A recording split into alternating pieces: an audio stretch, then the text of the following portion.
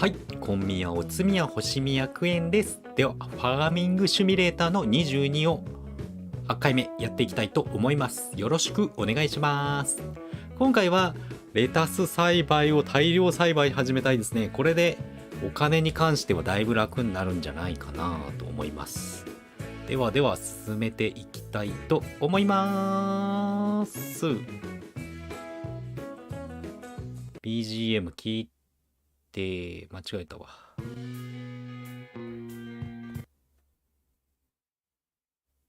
で、ゲームを起動します。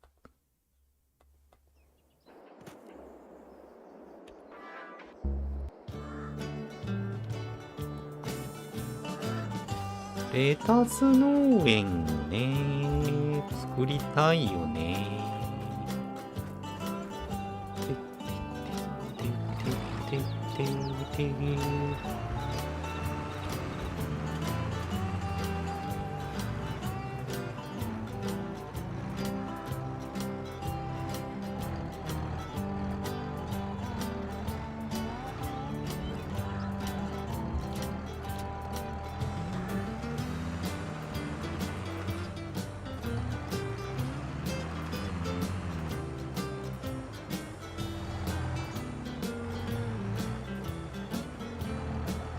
この前に出荷だけしちゃいましょうか。はめといてもよくないし。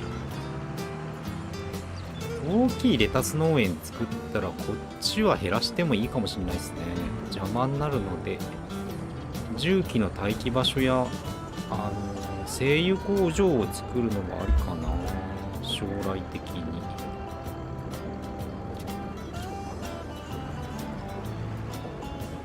おっと、再入荷来た。いまいち再入荷のタイミングがわかんねえよな。太郎さんこんにちは、コンビニです。もう乗せられないって。マジかい。もう乗せられないってもうちょっといけるだろう。いけない、ダメらしい。そんなに乗せられなかったかな。レタスが結構ガサばんのかな。まあいいや、売りに行きましょ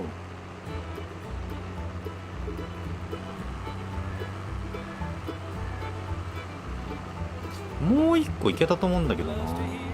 オブリビビブンブブン言えてないっていう。オブリビオンの配信をするのかと思ってた。配信な、どうなんすかね。オブリビオン画質しょぼいからやんないかもしんないです個人的にはやるけど、スターフィールドの時結構画質がひどかったんで配信に耐えられないかったんですよね。結構オブリビオンもきついのかなって感じはしてますね。まあまあでもやってみようかな。あと日本語音声ないのきついっすよね、配信するにしても。どうなんだろう、やるだけやってみるのがいいのかな。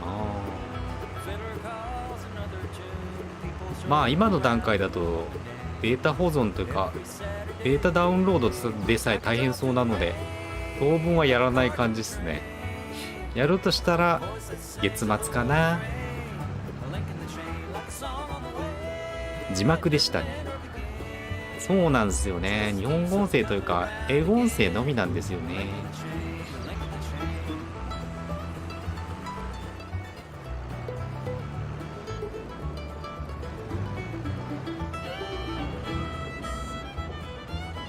日本語音声とか後で追加されるのかもしれないですね。今の段階だと発売、いや違うな、発表&発売のそのインパクトを狙っての演出でしょうから。結構字幕プレイ辛いんだよな。文章を理解しないといけないから頭の中で結構大変なんですよね。普通にプレイしてても大変なのに。だからそう考えるとやっぱ日本語音声のあるゲームはマジで楽でいいですね。頭にスッと入ってくるから。自分は一応ダウンロードしました。いやー、あれですよ、きっとハマっちゃう感じじゃないですかね。オブリビオン楽しみだよな。絶対面白いもんな。今んところなんか悪いとこ聞いてませんしね。全然楽しめるみたいですね、だいぶ。スカイリムのノリで遊べそうな感じもするしね。システムの変更とかもあるみたいだし。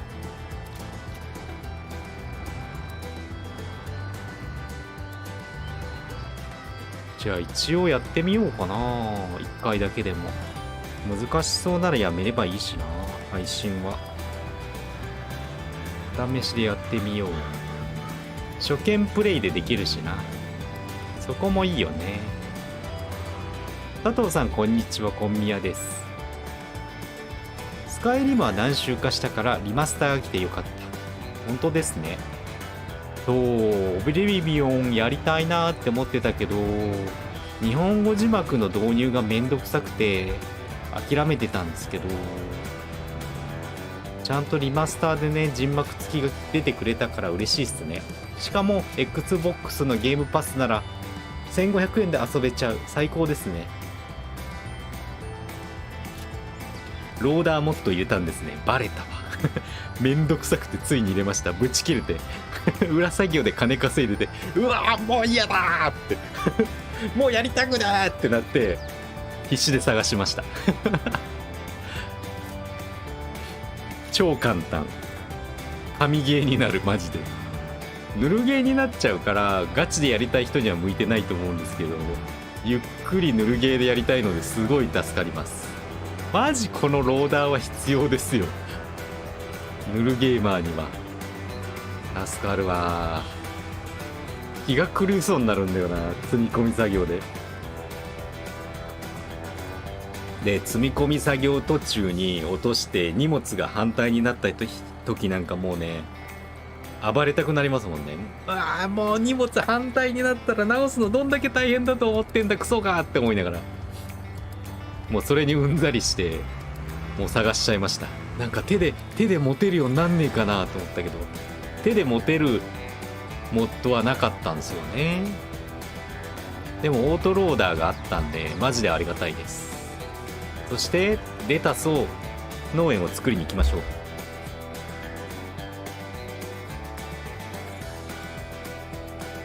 ちなみにどのシリーズでもモッドランキング上位に入るくらいほぼ必須モッド。そうなんだよな。もう完全にファーミングシミュレーターじゃなくなっちゃうんだよね。積み込み作業マジでやってると積み込みシミュレーションになっちゃうんだよな。ぶっちゃけヘルパーさんに頼めたらいいんですけどね、それもできないからな。まあ最初から入ってないのはモッドが追加されるのが最初から決まってるからなんでしょうね。もしくは手持ちでね、手持ちの重量制限なくしてほしかったな。そうすれば反対になった荷物とか直せだと思うし、そこもきついんだよな。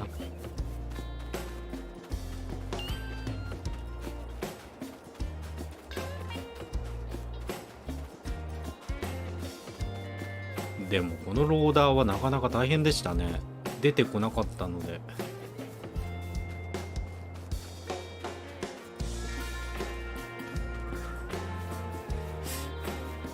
見つけるのに結構苦労しましたね。英語しかないしね。では土地を買いましょう。土地を買ってひとまずここが買いたい。購入しましょう。土地購入完了で建築。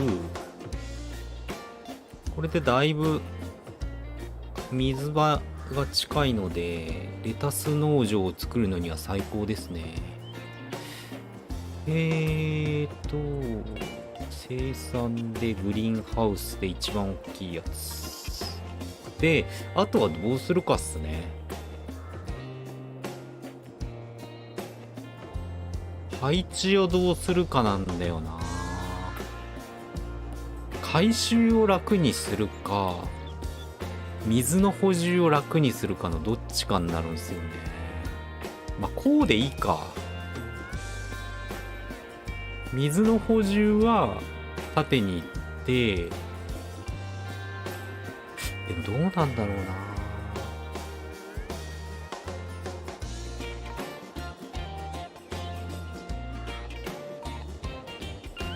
な。悩ましいっすね。でもこうの方がいいか。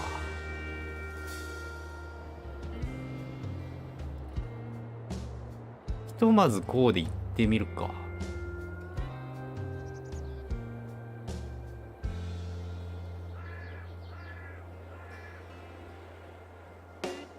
あんまり隅に立てんのも良くないもんな。あとおすすめのペイントモッド。ゲームをなぜか車両の塗装はぎを直そうとすると本体並みに高額料金を取れるという仕様がある。そうなんだよな。まあ塗装はおまけなんでしょうね。まあ現状色はあんまり興味がないので、余裕が出てきたから余裕が出てきてからでいいかなって思ってます。そうして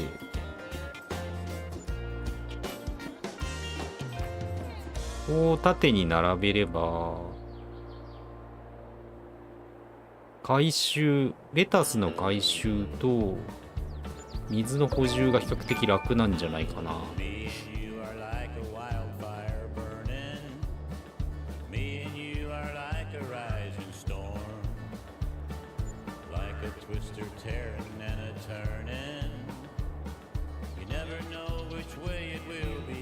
隙間も結構開けとかないと。あー、微妙にあれか、道路に入っちゃうからダメなのか。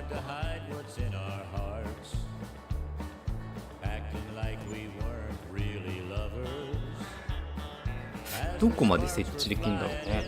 あ、でも結構いけるな。ちょっと角度を調整するか。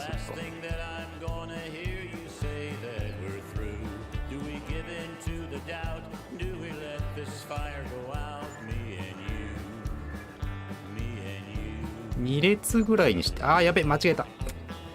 間違えたよ。設置し直すモッド欲しいわ。どんどんカスタマイズしちゃうけどな。ひとまずいいや。ちょっと角度調整を角度調整と設置のボタンが分かりづらいんですよね、このゲーム。角度調整しようとして間違えて設置しましたね。こうして、この辺でいいか。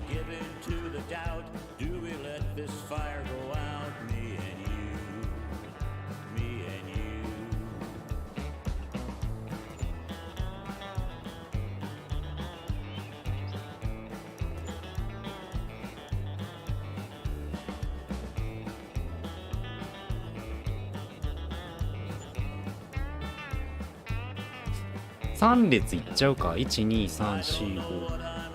5万円しかかかんないもんね、1列で。ガンガン立てていっちゃうか。角度調整はあれですね。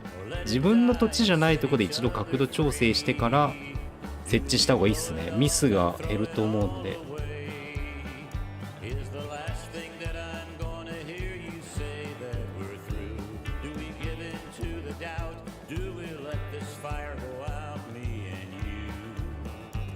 おかしいな。ファーミングシミュレーターやってんのに全然ファーミングしてないんだよな。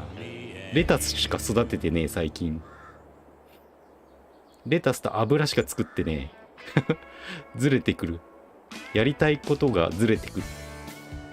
金を稼ぐためにどんどん違うことを多角経営を始めていくな、このゲーム。OK、いいね。ひとまず3列で運用してみましょうか。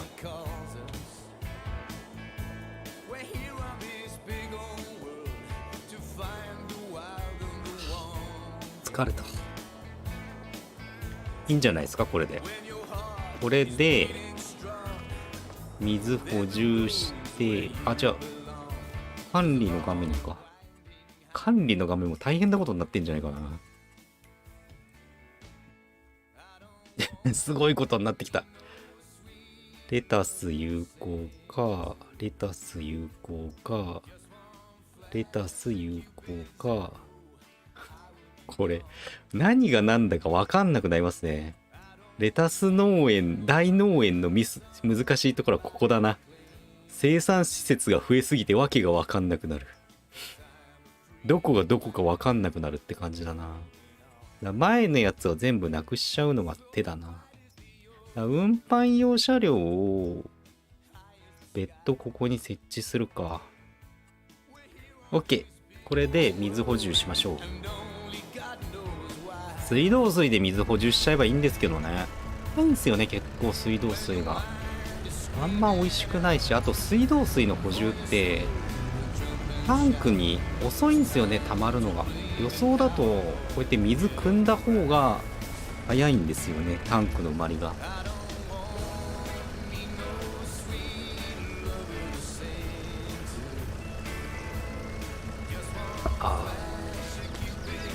今日も疲れたぜ。お酒が飲みたい。ビールを飲みたいぜ。ビールを飲みながらやりたいですね。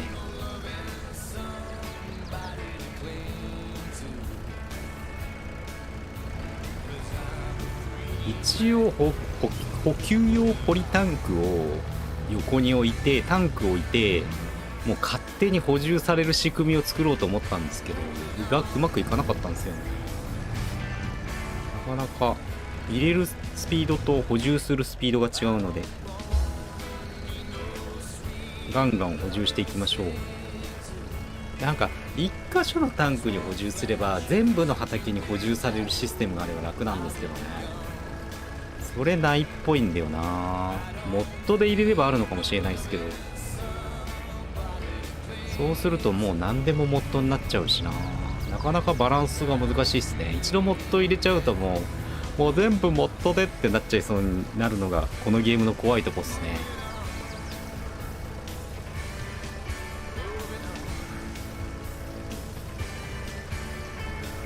はあ。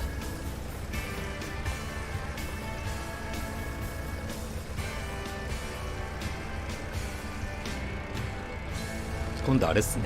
レタス販売&水販売、水補充ゲームになっちゃうな、このままだと。でかいタンク欲しいけどな。でかタンク欲しいよな。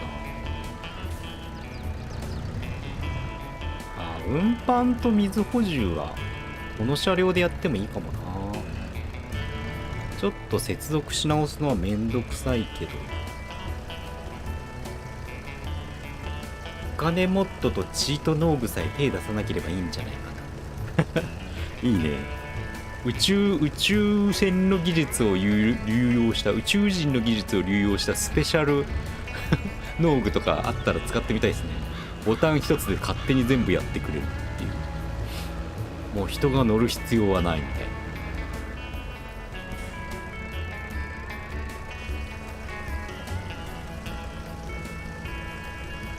まあでもこれだけレタスがあれば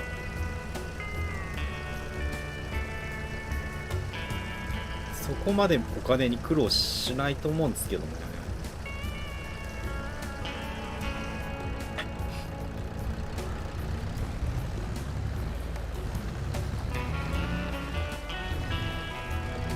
お金がなくなったら起動するって感じでもいいと思うしな。本当に水補充ゲーになってるな。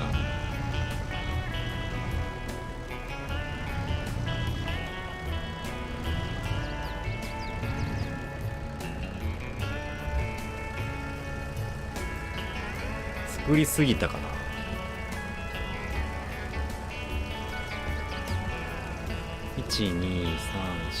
1234514個あるから14回補充しないといけないという。でかい水タンク買った方がいいのかな。そうすれば一度に2個ぐらいは補充できるのかな。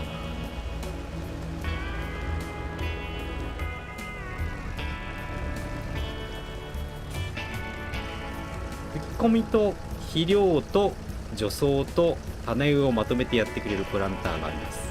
いいね、便利だね。あ、そうか、プランターで思い出したんですけど、ひまわり育てたいっすね。生産って1種類しか選べないのかな。油工場は1箇所しか選べないのかな。1つの工場で2種類のアイテムを生産するってできないのかな。あー、無理か。できる？あ、できるわ。じゃああれだね。もったいないね。ひまわりも育てよう。ひまわり育てて、キャノーラとひまわり両方作ろう。そうすればね、美味しいよな。で、次回の話をもうしちゃうけど、次回はあれしようと思います。木の伐採始めます。邪魔なんで。正直、基地周りの木がマジで邪魔なので、基地というか、自分の家の周りの木が邪魔なんで、木の伐採を始めようかなと思います。ちょっとスタックしてるんですけど。あれか、高低差ができちゃうのか。畑と。一応進めね、スタックしちゃうな。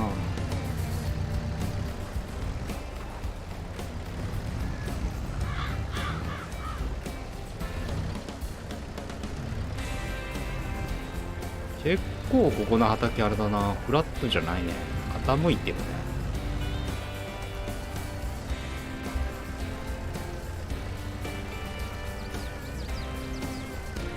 便利だけど、便利すぎてゲームに飽きやすくなっちゃうから、ご利用は計画的に。ご利用は計画的に。チャリーン。モッドは便利っすね。しかもこのゲームはモッドの導入がめっちゃ簡単だからね。そこがまたやばいよね。英語だからちょっと操作が難しいけど、入れるのはいいけど使い方が分かんなかったりしそうですけどね。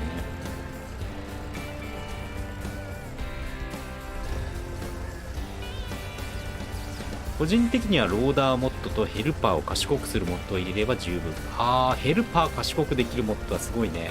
便利だね。そんなのあるんだ。そう、斜めのとこがダメだからね。だから畑買うんだとしたらもう正方形の畑がいいね。斜めの畑はもうマジダメだね。ちゃんと動いてくれないから正直使えない畑だな。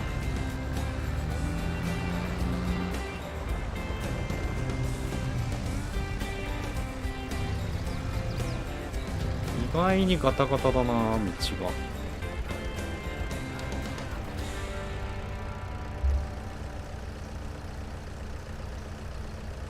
あとどれくらいやるやっといてなんだけど、すげえ数あるな。水の補充がマジ大変だわ。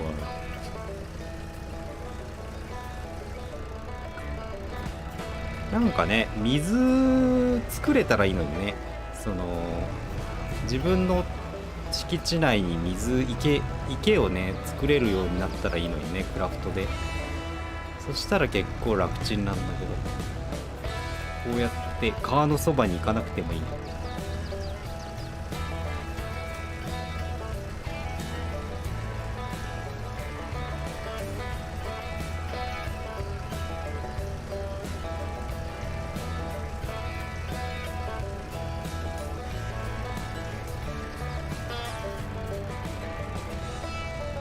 周囲を回るようになるんだ。まあヘルパーさんが性能低いのはわざとなんでしょうね。お前らヘルパーさん便利だとやらなくなるだろうっていう、そういうメーカーさんの思いを感じますな。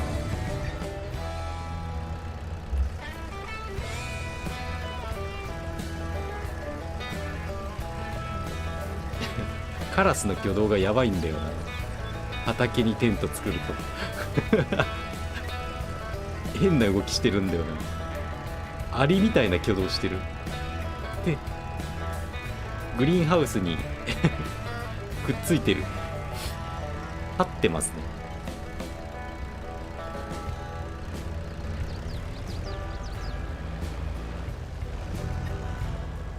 ファーミングシミュレーター25だとモッドの機能を取り入れてめっちゃ賢くなってる。あああ、そうなんだ。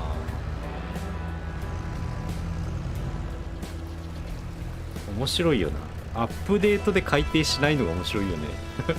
25でできたなら22でもアップデートでできただろうって思うんだけど。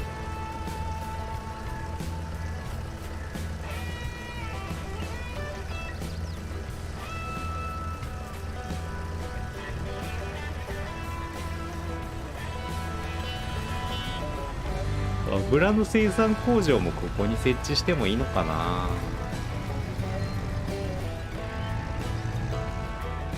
そうだね。どうなんだろうな。ここ欲しいよね。ここ買いたいよな。ここ、ここだね。17いいね。真四角だから。17、12、5あたり。5、4。この辺は欲しいね。16斜めだからいらないかな。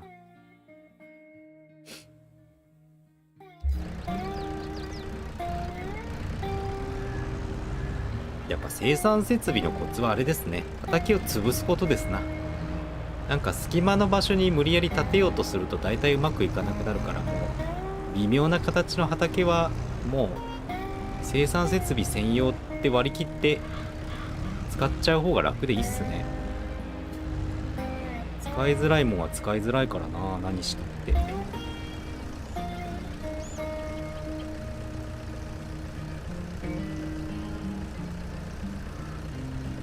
もうちょっと水の補充が楽になるといいんだけどな。なんかいい方法ないかし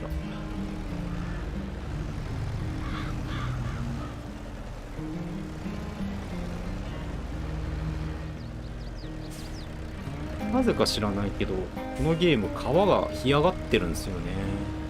川に水があったらもうちょっと楽だったんだけどな。なんでなんだろうね。季節によってなのかな、水があるのは。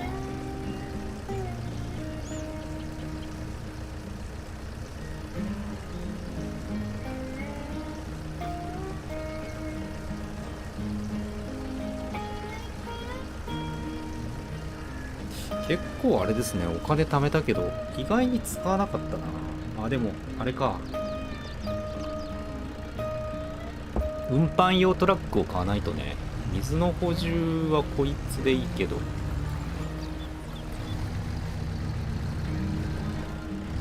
運搬用トラックを、てかこの草もどうやって刈るんだろうね。これさ、ノコで借りれんのかな。それとも別の重機使わないとダメなのか。これで借りれる？あ、ダメだ。この草も結構邪魔だよね。自分の土地の中ならいけんのかな。これも結構視界を塞ぐので好きじゃないんだよな。鹿がいるぜ、死ねーい。うわー、ダメだ。なぜだお前、木は切れるのに草は切れないってどういうことだよ。草っつうかほぼ木だけどな。ダメらしい。視界塞ぐからね、邪魔なんですよね、正直。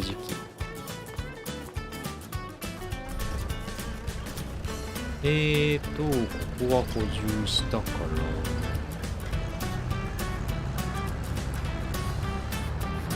こっちかな。3列目の2番目。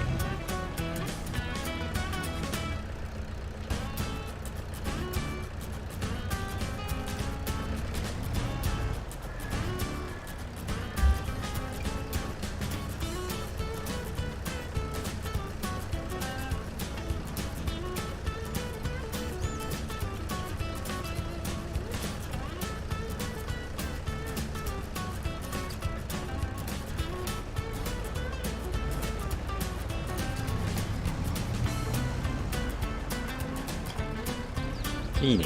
やっぱり結構間は空けといた方がいいっすね。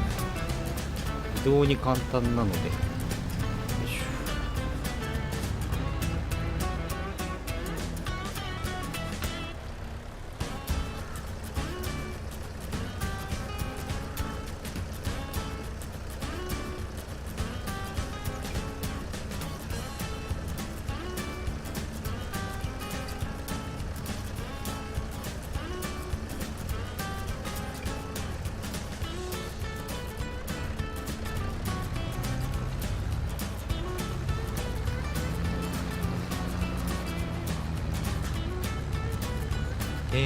と2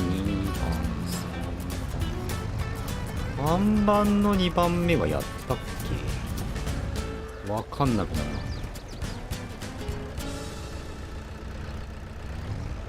すがに数が多いからどこまで何やったかわかんなくなりますね。一度降りて確認すればいいか。ああ、水あるね。こうやってないよね。はい。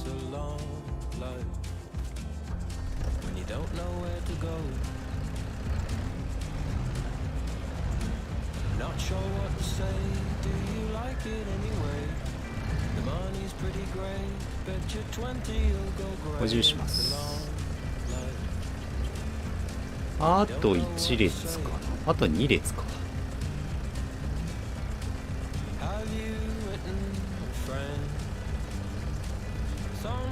いや、あと1列わかんなくなるよな。123列やって4列5列、あと2列ですね。だからあと5個。いやー少ないかなと思ったけど結構多いな。補充するだけでマジ大変だな。最後の2列の一番最初とかにナンバリングできたらいいのにね。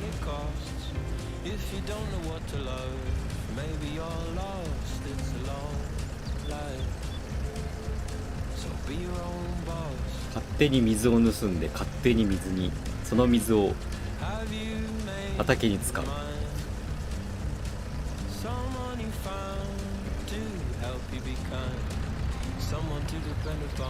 この水所有できたらいいんだけどな。湖をなんか水を引くってのもできるらしいけど、正直水がある場所って全部編集不可能になってる、購入不可能になってるんですよね。昔はできたのかな。今はもうできなくなっちゃってるのかもしれないですね。アップデートで変わっちゃったことも結構多いみたいですしね。手持ちでアイテム持てなくなってるし、持てるコンテナもあったみたいですからね、昔は。だってレタスのコンテナ300キロっておかしいもんな、唐沢に。それ対策してますよなっていう。モッド対策だよね、完全に。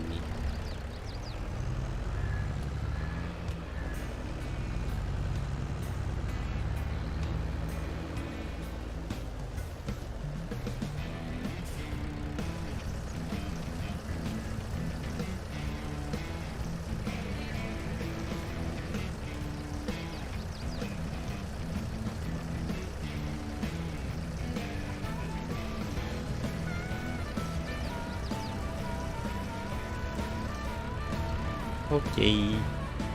補充しに行きましょう。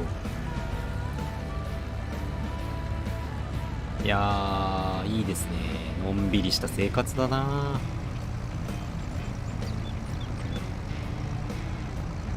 意外にこのトラクターポンコツなんですけど、全然使えてますね。お値段安いんですけどね。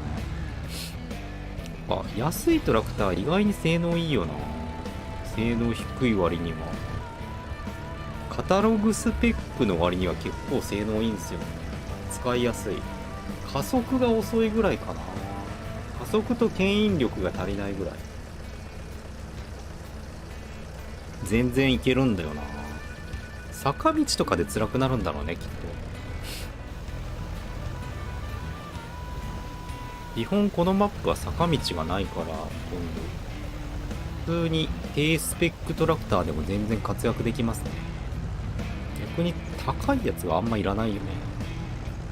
スピード重視で全然いいよな。パワーはあんま活かしきれない感じしますよね。32ちゃう、312342か。で次43の畑に補充に行って、あと3つですね。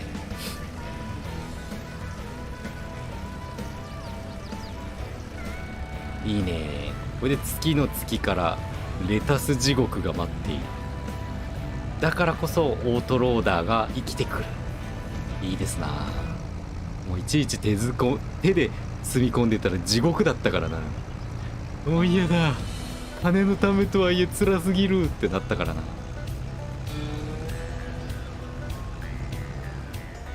オートローダーマジ便利。しかもすごい使いやすいんですよね。使いづらいのかなと思ったけど全然結構言うこと聞いてくれるからマジ助かる。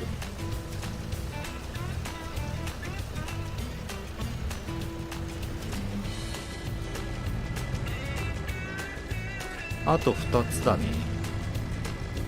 やっと水の補充が終わるよ。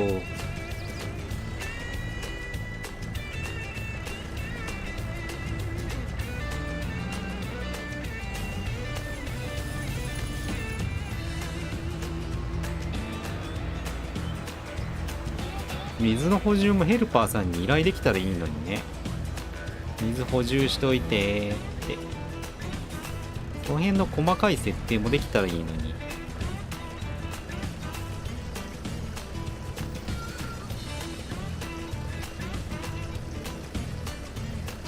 やっぱいいな。ファーミングシミュレーターのラジオいいっすよね。かっこいいよな。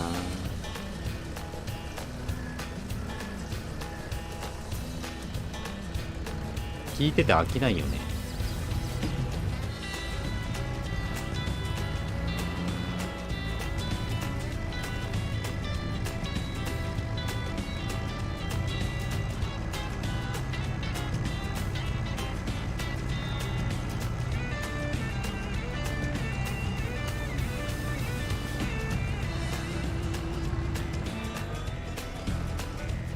やべ、見てなかった。坂ちょっと辛いな。水満タン状態での坂が厳しい。まあでもこれぐらいならいけるよね。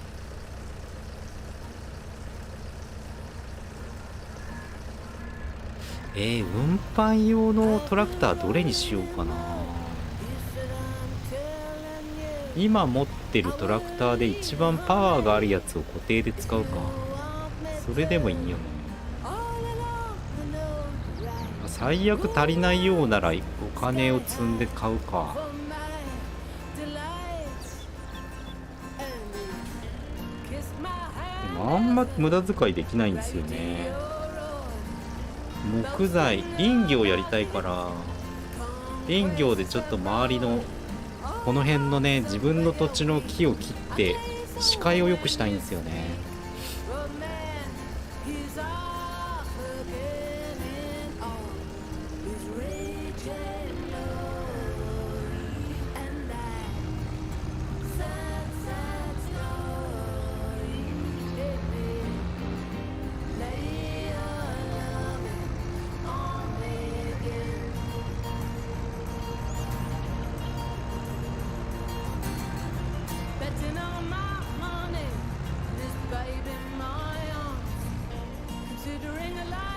これで補充してと。これで一応全部のとこは補充できたはず。確認して生産ツールを見て大丈夫だね。補充されてるね。でやることはこの車両はここに置いとくでしょう。承認マップ、トレーダーマップを確認して、これは別に水場に置いときゃいいか。いつでも補充状態でもう最初から貯めとけばいいもんね。水貯めとい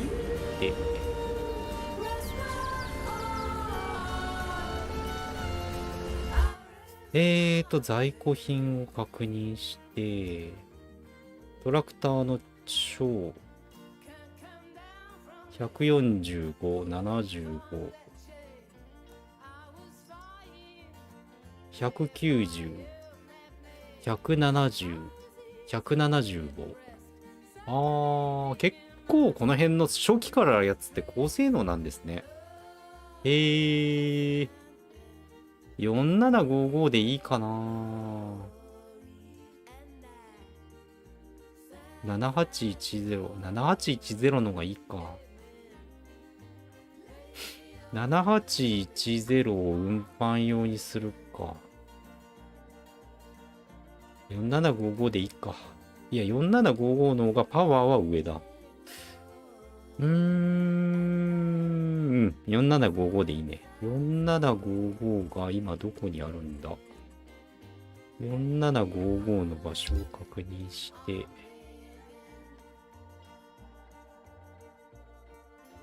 あとあれですね。あれも買わないと。トレーラーの新しいのも買わないと。トレーラーの新しいの。ちょっと待って、いらないもんは売っちゃうか。ちょっと、アイテムが増えすぎて、わけがわかんなくなってきてる。これいらないよな。つか、なんで2つ持ってんだ？どこに2つあるんだ、これ。2つも買ったっけ？まあ、いっか。一度売って必要なら買えばいいから、売っちゃおう。これ買ったのは覚えてるけど。あー、これあれか。まあ、いっか。売っちゃおう。紛らわしいから。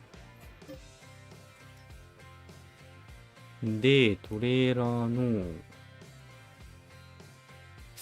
トレーラー、どれだ？トレーラーか。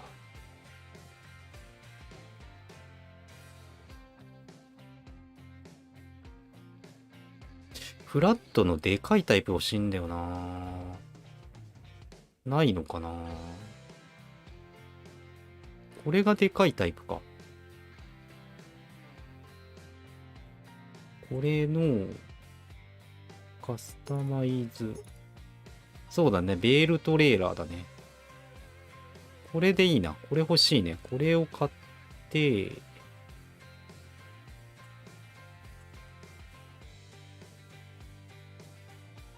これ購入でしょ。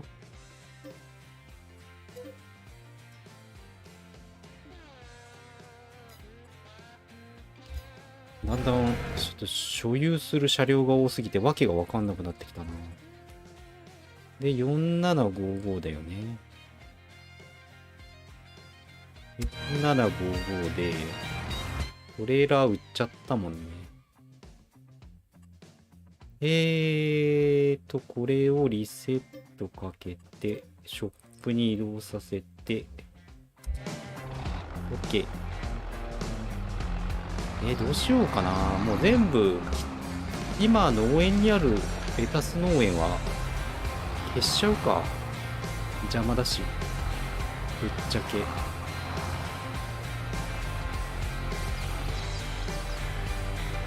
つけてと。OK。行きましょう。これそんなに大きくない。でもいいよね。最初に持ってたやつよりは大きい。OK。で、これを固定で置いといてあげよう。これを出荷専用車両にしましょう。まさかこの車両がパワータイプだとは思わなかったな。スピードめっちゃ遅いから微妙かと思ってたら、スペックで見ると、スピード出ないけど牽引力は強いんですね。ここじゃないな。こっちだな。反対方向でしたね。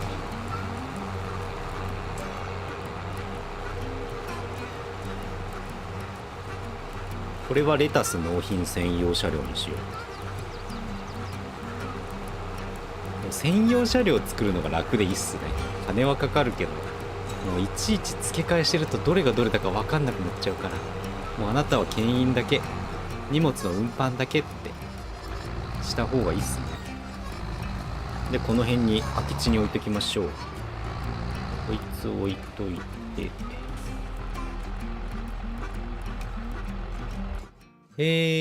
で、こいつでいいか。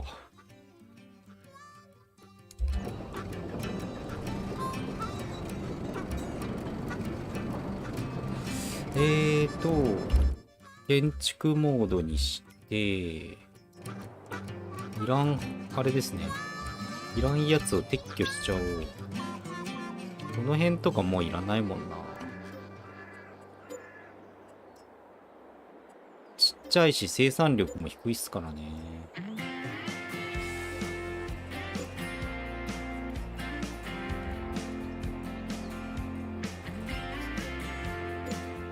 どうしようかな。こっちは一応残しとくべきか。いやー、いいか。これを撤去して、ねえ、最悪プランターをもう一個、プランターじゃない。精油工場をもう一個作ったり、別のもの立てた方がいいよね。レタス増やしたいなら向こう増やせばいいし。売っちゃおう、売っちゃおう。お金にもなるしね。十分儲けさせてもらいました。蜂の巣箱どうしようかな。キャノーラ油の生産量が上がるらしいんだけど、近くに置かないといけないんだよね。この辺もな、撤去しちゃおうかな。撤去して配置し直した方がいいよな。邪魔だしね。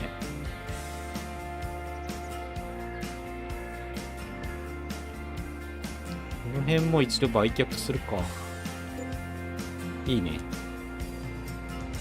ちょうどリセットするにはいいタイミングだ。で、蜂蜜の売り上げなんてたかが知れてるから、キャノーラ油の生産量を底上げするバフアイテムとして設置だけするか。どこまで近くに置かなきゃいけないかが全然わかんないんですけど、ひとまず近くに邪魔にならない位置に設置してみましょう。まあ目立つ方がいいよね。でっかすぎても邪魔だけど。この辺難しいよな、配置。ヘルパーさんの邪魔になるとこに置きたくないんだよな。この辺かな。こっちの方がいいか。この辺に設置して、でキャノーラ油がここだから、一応ここに設置してるけど、この辺に設置し直すか。で出荷はこっちかな。ここの出荷に合わせて回収しよう。この辺に。いや、ここだと邪魔になるか。難しいね。どこがいいんだろう。どこがいいすんげえ難しいな、蜂蜜の出荷は。邪魔にならない場所っていうのがなかなか難しいんすよね。この辺？この辺かな？この辺にしよう。近いとダメか。ここな、車の動線だから邪魔になるんだよな。こっちは抜ける道だしね。こっちが抜ける道だからこの辺かなと、まずこの辺に設置しよう。どうせ再設置にお金そんなかかんないしね。200円だから邪魔だと思ったら設置し直しましょう。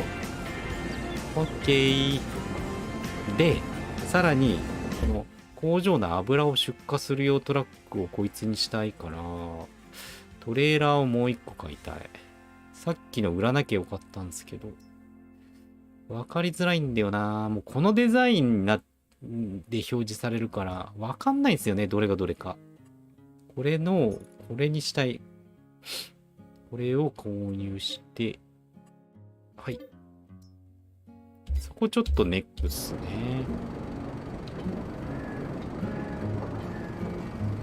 で、このトレーラーをリセットかけて、ショップに戻して、この子で回収してあげてと。結構無駄遣いしましたね。でもいい。このためにお金貯めたんだから。OK。で、4月は自分の畑やる予定はないから、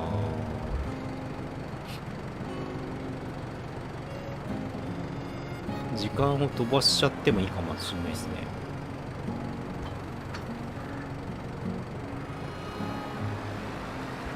レタスの確認したいですしね。グリーンハウス群の起動を確認したいよね。時々バグって起動しない時ありますしね。水補充しても。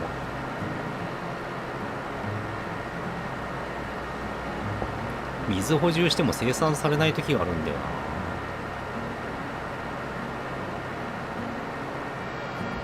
2月ぐらい飛ばしちゃうか、生産確認するために。それもいいかもしれないですね。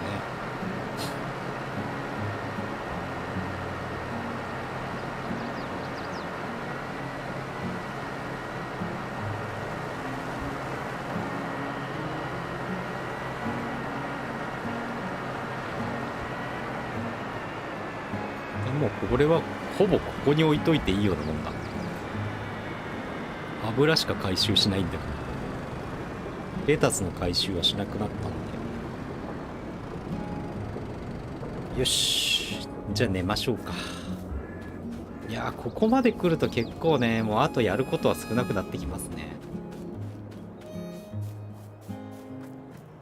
新しい作物作るぐらいだな。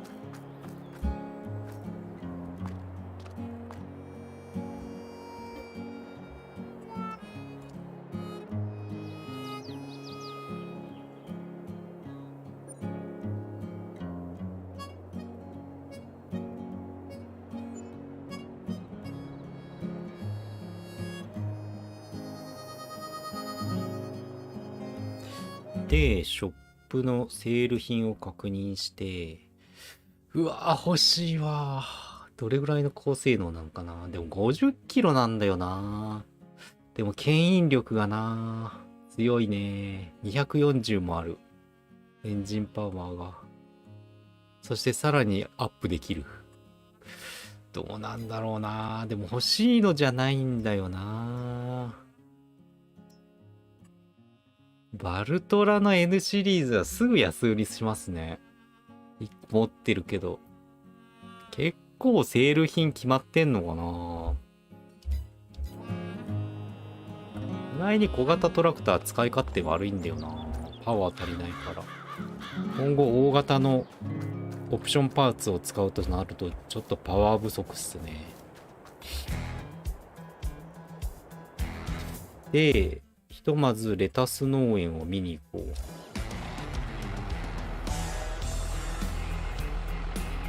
う。おお、生産されてますね。いいですね。水分の問題はどうだろう。水は足りてんのかな。まあ大体2000ちょい消費する感じか。1回の補充で3ヶ月ぐらいしか持たないのかもな。タンクの大きいの買った方がいいのかな。金がないんですよね。早速運搬を試してみるか。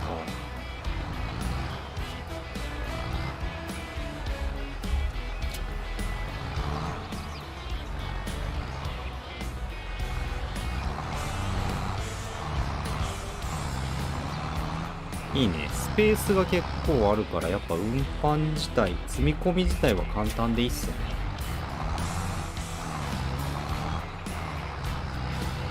一列に並んでくれてるから。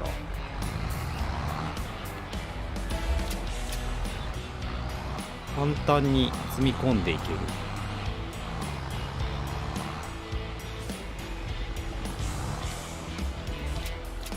いいですね。とっても楽ちんです。もうちょっと貯めてからでもいいのかもな。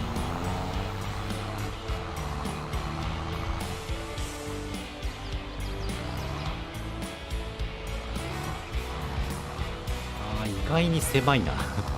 もうちょっと隙間開けてもよかったね。後ろのトラクターが結構でかいから。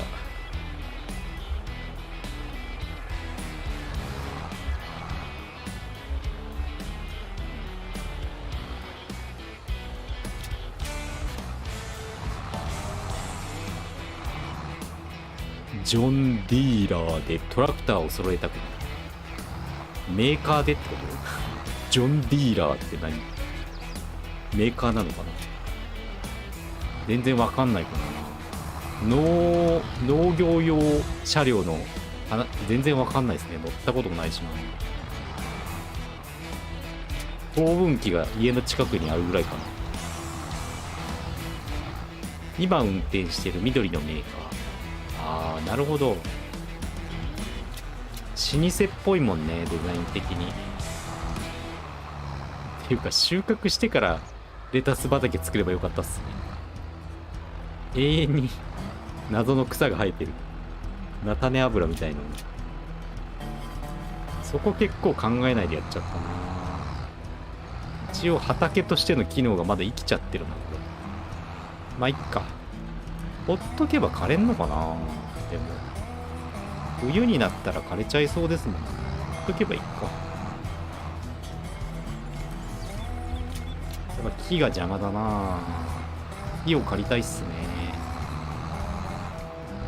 このレタス農園で稼いだ金で林業トラックを買いたいっすね。アメリカの老舗メーカー。そうなんだ。なんかイギリスっぽいイメージだったけどアメリカなんだ。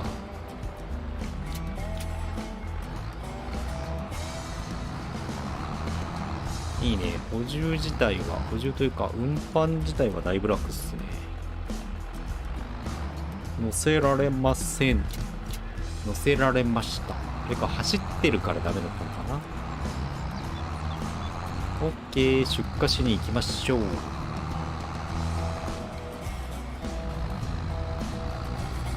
川の跡があるけどマジで川流れてないんだよな、水が。なんでなんだろうね。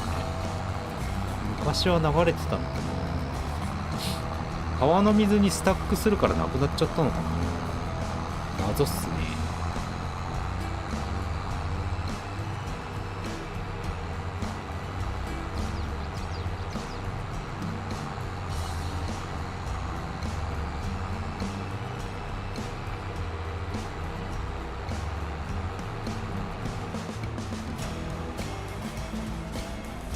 邪魔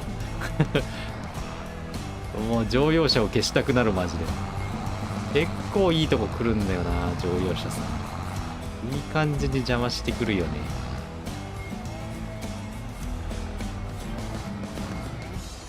いいね、ガンガン儲かりますぜ。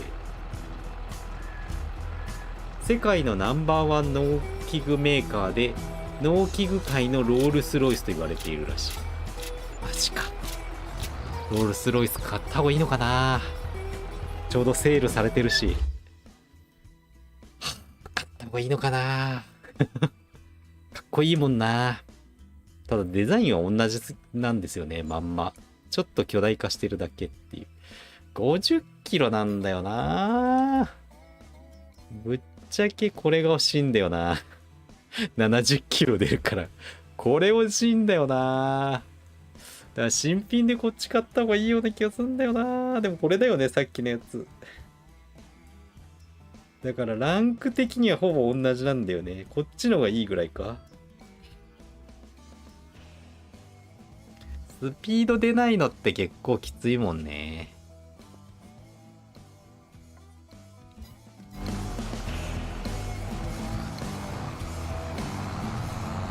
買っちゃうか。でも50キロだからな。意外にスピード出ないんだよな。買っちゃうか。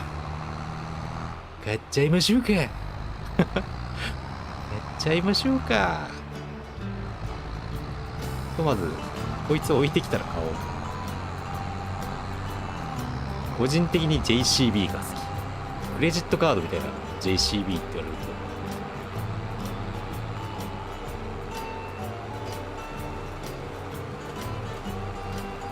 まずこいつを置きに行こう。やべ、レタス1個まだ残ってた。大型のトレーラーだとこれをやっちまうな。よくそう、買い取り範囲もっと広くしてほしいよね。あと範囲をちゃんと色で出してほしいよな。この辺が不満点だな。ファーミングシミュレーターの25で改定されてるといいけどな。無理かな。この曖昧な感じがいいのかな。これだとマジわかんないですよね、範囲が薄すぎる。ちゃんと派手な色で、黄色とかピンクとか分かりやすい色で表示してほしいよね。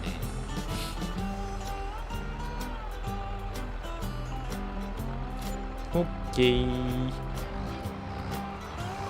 車を買いに行きましょう。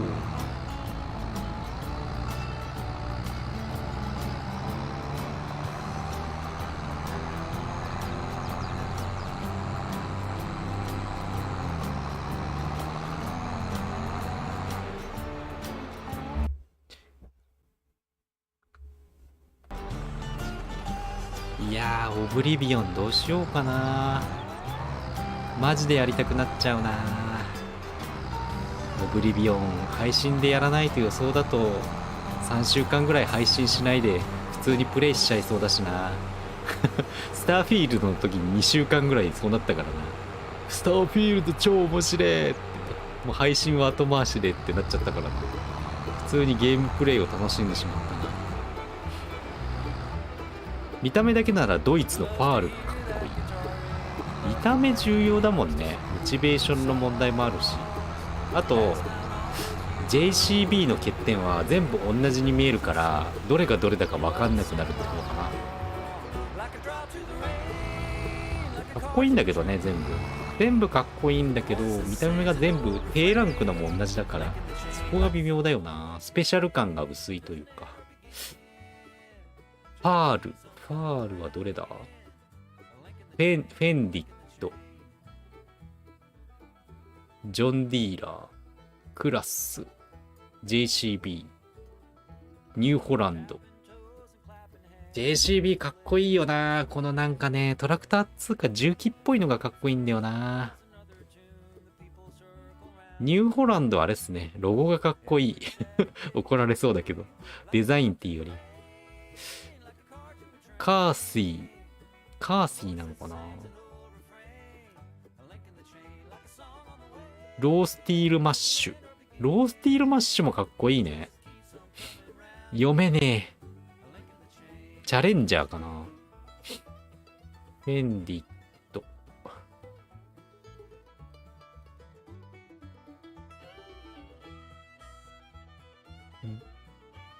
バサティール。絶対読み方合ってない気がするけど。でも見た目めっちゃかっこいいな。スピード出ないけどめちゃくちゃパワーはあるね。ドイツのファールは中型にしかないメーカーもいるんだ。ファール。ぶっちゃけこれが好き。これ自分は一番好きなのこれですね。バルトラ・バルメットがめっちゃかっこいい。こいつかっこいいんだよな。最高速でないけど加速がめっちゃ速いんだよね。これ超好き。軽いんだろうね。軽いから加速が速いんだろうな。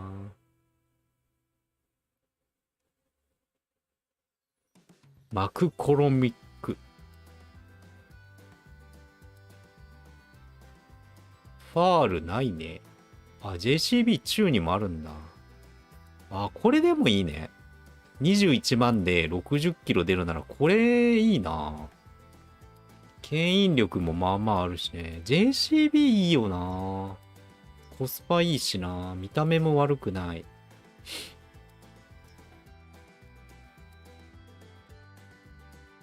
こいつか。ファール。デンツァーファール。シリーズ 8TTV。なんかあれですね。現代仕様って感じだな。近代化デザインになってますね、だいぶ。まあいいや。ひとまず、買おう。ジョン・ディーラーの 8R シリーズを買いましょう。こいつを買っちゃおう。16万で買えるのは大きいよね。でもこれ買っちゃうとさ、林業トラック買えないんだよな。まあまたお金貯めればいいか、裏で。配信前に。買っちゃおう。購入。カスタマイズも別にしなくてもいいもんな。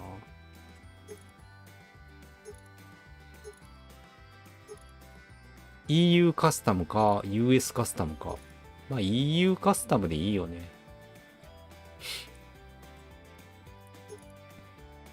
ダブルタイヤ。ダブルタイヤにするとスピード落ちるんじゃない？関係ないのかね？見た目だけなのかな？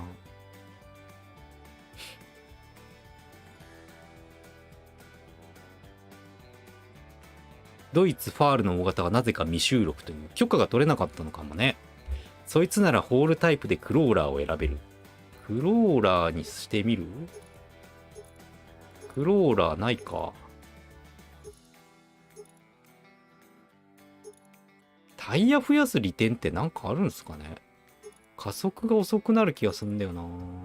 まあ別に後でカスタムのね工場を設置すればできるようになるから、ひとまずいっか。ノーマルで。白メガネさんこんにちは、こんばんは。星宮クエンです。ではでは買っちゃいましょう。 8R シリーズ購入。これでまた6万になっちゃった。20万貯めなきゃ。20万貯めなきゃね。すごいことになってる。ひどいことになってるね、見た目が。いいね。どうっすか。いいね。パワフルだね。これだけパワフルなら、どんだけ重いもんも余裕で引けそうですね。ああ、いいね。やっぱ50キロ出んのはいいっすね。まあ、荷物の牽引に使えるからいいね。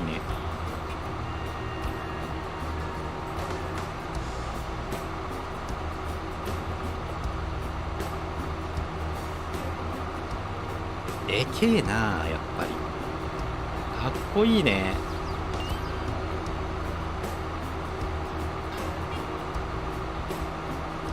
プリントスクリーンしとこう。初の大型車両を買いましたよ。大型初だね、完全に。まあ使い道がないんですけどね。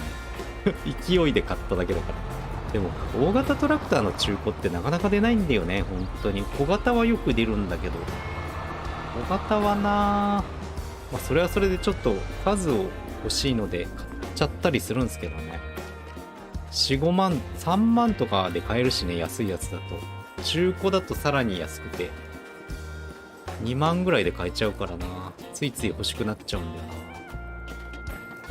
現実だと大型タイヤをアタッチメントを使うときにタイヤをワイドとかダブルにすると踏ん張り力が増して空回りしづらくなるけど、ゲームでそこまでシミュレートされてるかどうかはわからない。まあされてるかもね。されてるけどそこまで影響力ないかもしれないですね。車重が重くなるんで加速は悪くなるんじゃないかなって気はする。車重結構重要な気がするんだよな、このゲーム。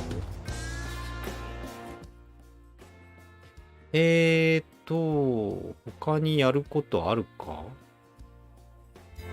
畑自体は、あとあれか。オイルの出荷してなかったっすね。オイルの出荷しよう。やることが増えて分かんなくなってくるな。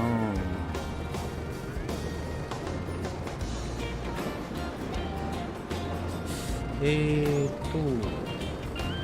み込みして、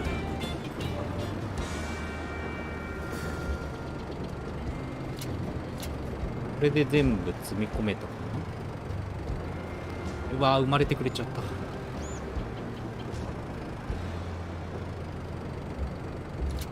時間差でオイル生産するのは何なんてなるの？ストックがあるよ判定なのかな。工場内にストックがあってそれが出荷場に出てないだけってことなのかな。いまいちよくわかんないですね。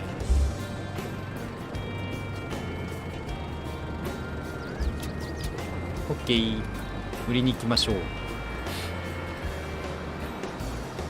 8万円、6万円しかないからな。さっきまで40万持ってたのに一気に貧乏になってしまった。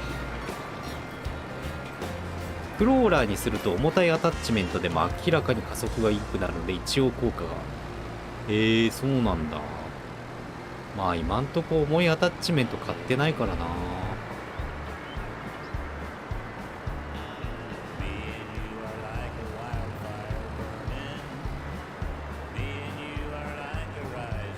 よいしょ。ちょっと出荷の場所にちゃんと車両を押し込むのが難しい。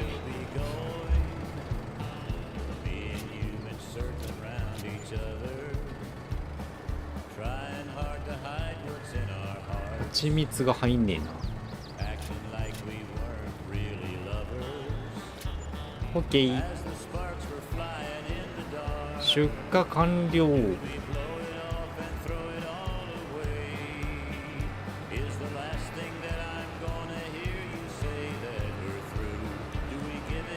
ひとまずやることはもうないから寝ちゃうか。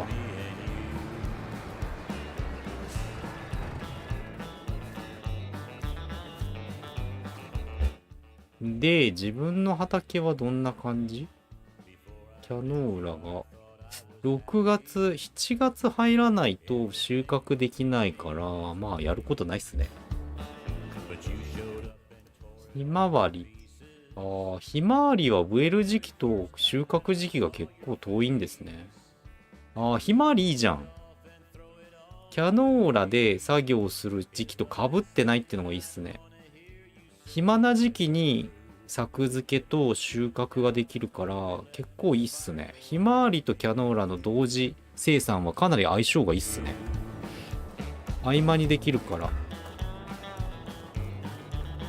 この月やることないよってことが減りますな。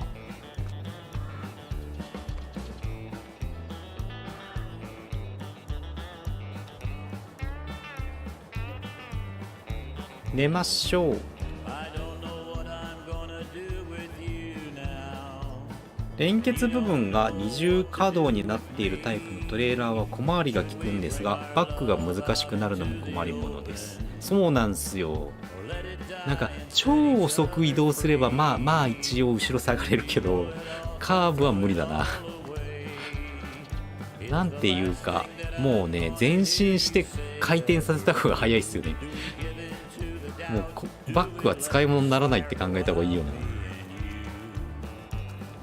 さあ油を出荷しましょう。ひとまず林業用のねアイテムを買いたいからお金貯めなきゃね。頑張ってレタスを売りに行こう。生産全然してない。なんでだろう。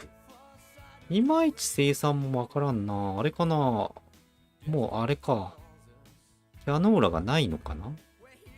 キャノーラを切らしましたね。なるほどね。この時期になると切らしちゃうのね。了解。だからもうちょっと生産力を上げた方がいいのか。足りてないから。1年通して生産できてないよってことね。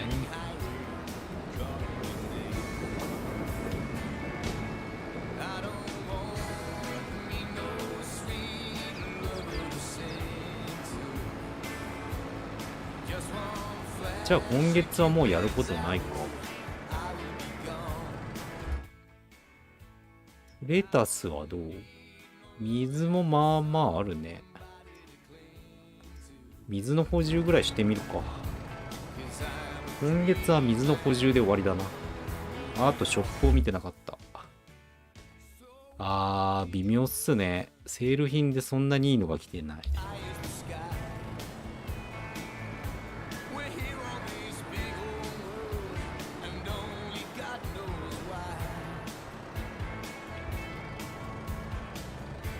お金に余裕あるとあれですね。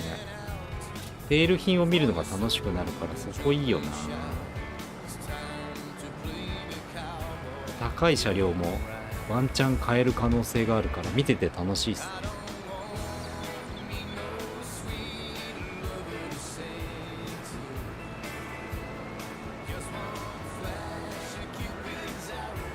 てかこのタンク邪魔だな。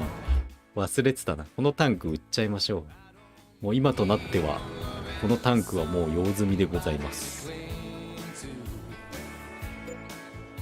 このタンク微妙だよね。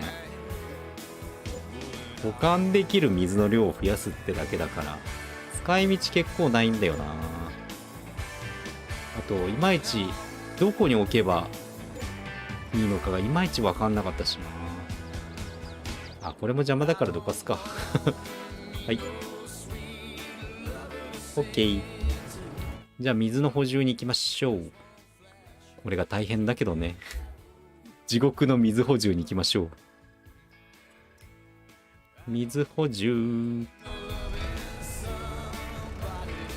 セール品に取りつかれて一時期生理品じゃないと買えない体にされました。わかる。でもそれってリアルでもあるよね。スーパーで半額商品ばっか買ってるともう半額商品じゃないと買えない体質になるよね。いや半額じゃないならこっちの弁当にするかみたいな。一番ダメなパターンだよね。好きなもん食えよって話だからな。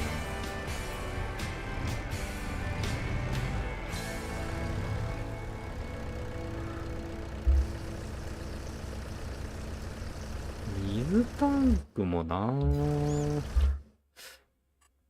水タンク。これだよね。32,000だから、1回の補充で2個か。それでも。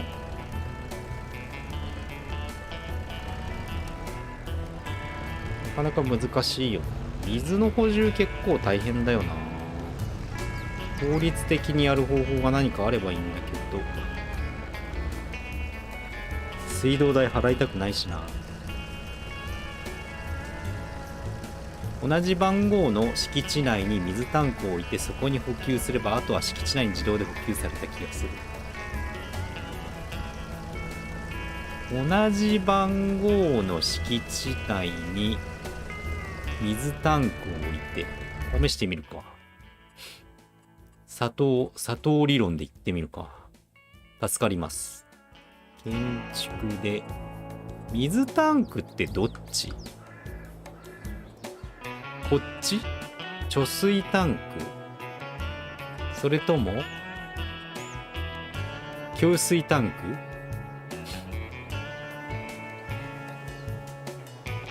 でも給水タンクはあれなんだよね。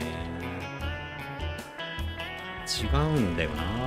給水タンクは水道水を引っ張ってくる施設だよね、確か。貯水タンクに水補充できた気がしないんだよな。試してみないとわかんないもんな。ブツブツ言ってないで試してみようぜ。ってことはこの辺とかにある方が楽だよな。これ邪魔だな。この辺か。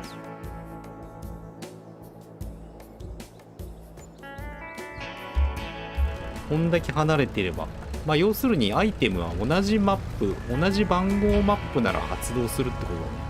それが分かっただけでも大きいっすね。ここに補充できれば勝ちってことね。ああ、ダメだ。補充できませんね。昔はできたのかもな。だから予想だとこのタンクの容量がちょっと増えるだけなんだよね。補充できるグリーンハウスのタンク量が増えるだけなんですよね。最大量が。そうなんだよな。一箇所めっちゃ補充したら他にも補充できるとかだったらすんごい楽になるんですけどね。そこにずっと水を一箇所送り続ければいいだけだから仕方ない。わがまま言ってないでちゃんと水補充しよ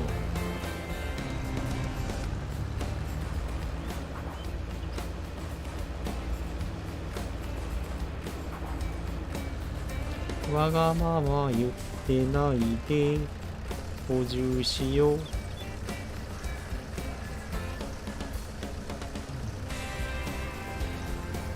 給水タンクもね使えるんだけど、お金がかかる上にここの自分で組む速度に比べるとめっちゃ遅いんですよね、給水される速度が。それがね欠点なんだよな。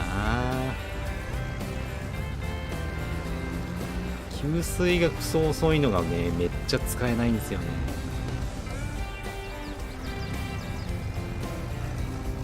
あと水道代が結構高い給水タンクから補充すると水道代が引かれるんだけど、結構それが高いんですよね。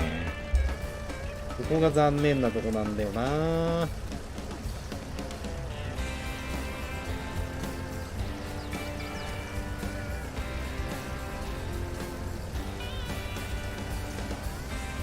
だからさっき買った大型トラクターで超巨大な水タンクを輸送して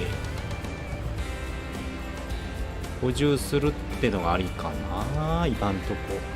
大型トラクター使う予定ないしね、今のところ。買いはしたものの単なる衝動買いであって。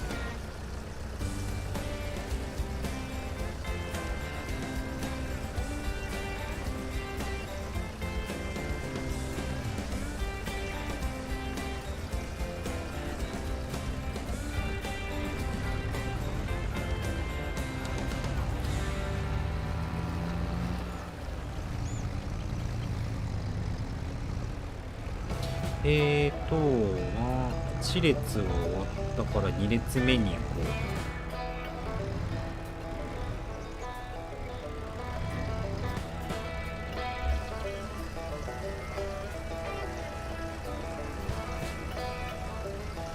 う。なんかあれですね、道作れたらいいのにね。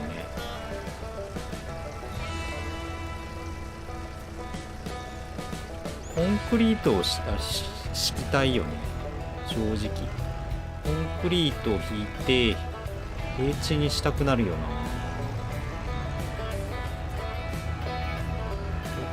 ここでこぼこな地形が多いから。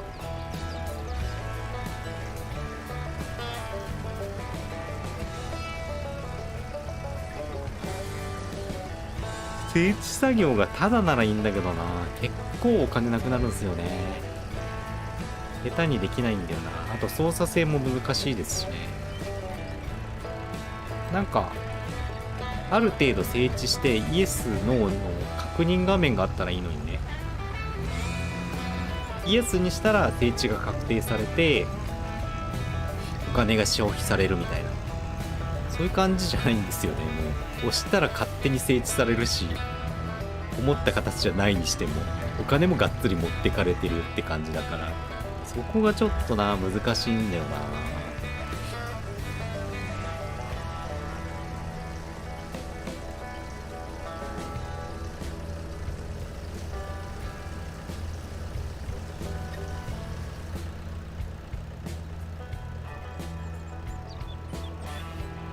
普通にグリーンハウス農家になってるよ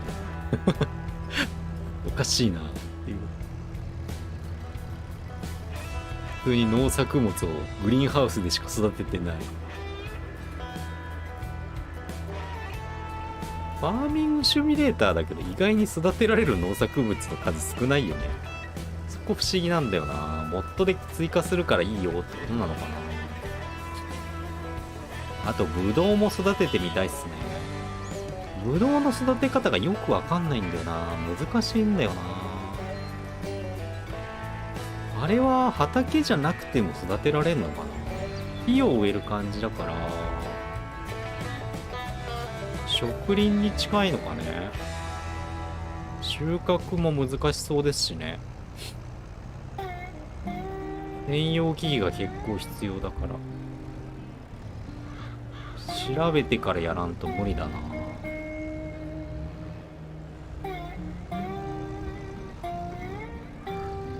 ここスタックするんだよね、なぜか。ここバグってんだよな、地形が。ここを整地した方がいいのかな。農作物があるせいで全くわかんないんだけど。建築、造園、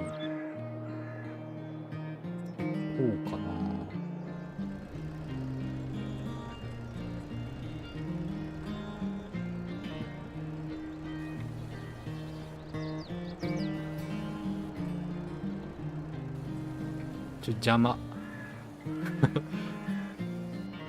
あ、いいね。これでだいぶ分かりやすくなった。坂が結構急なのか、この部分だけ。でも分かりやすくなりましたね、だいぶ。いや、なんか引っかかんだよな、ここ。バグってんのかな。あー、ここが結構急なのか。なんか変な形ですね、この土地。なんか谷状になってるんだね、急な。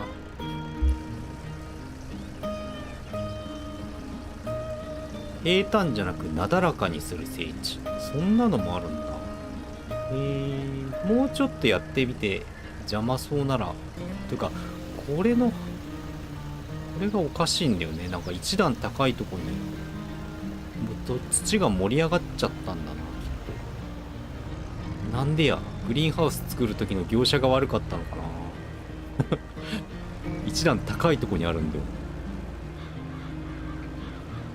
やっぱちゃんと整地してから建てなきゃダメなんですね、建物は。畑の上は。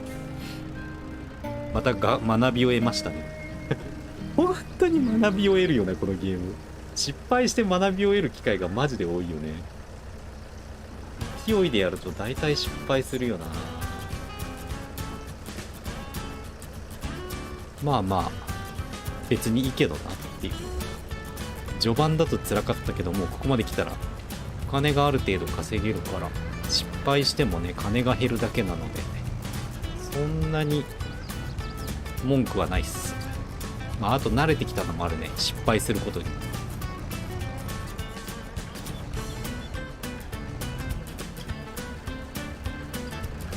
それ言ったら最近配信で失敗してないのも良くないんだろうな。なんか新しいことをすべきなんだろうな。なかなか新しいことできないよね。怖いもんな。よいしょ。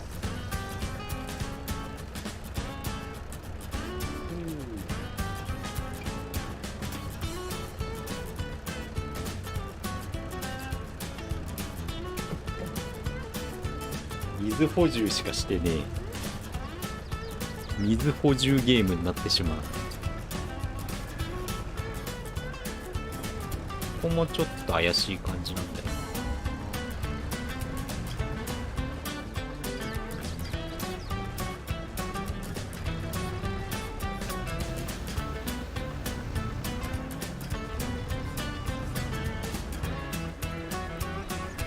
あれなんだね、なだらかな坂になってる畑だったんだろうな。そこにグリーンハウス建てたから階段状になっちゃったんだよ。ガクガクって下に下がっていく感じで急な坂ができちゃったんだな。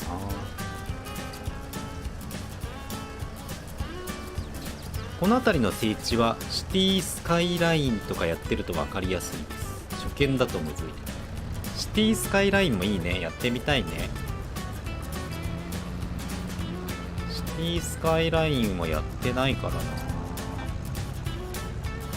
つかやってみたい。あれは何なんだろうね。シムシティとはまた違うよね。そしてどこまで水補充したっけ。話してると分かんなくなる。3回目は終わったよね、きっと。1万1000。あ、ここは終わってない。3段目の2番目からか。3列目の2段目。3列の2番目からだね。了解しました。シティーズスカイラインは何だろう。街づくり、いや街の地形作りゲームになるのかな。いや道路をどう配置するかってゲームなのかな。結構不思議なジャンルだよな。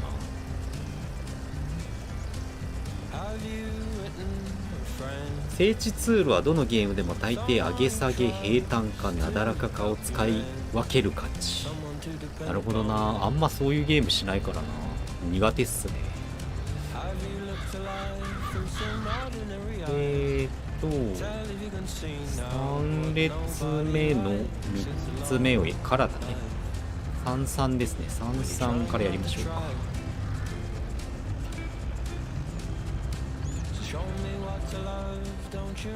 こんだけ水を回収してるのに一向に冷え上がらないのはありがたいことです。全然パッと見水ない感じするんだけどな。ちっちゃな湖なのにならだらならだらになるといいね。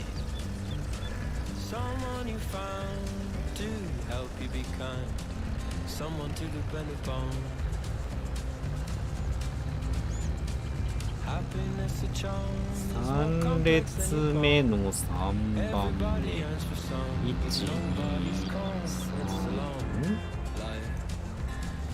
123の3列目。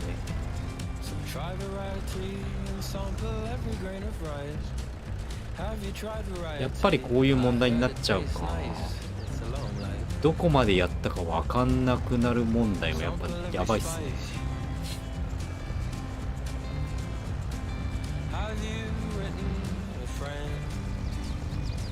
で補充してあと2列か。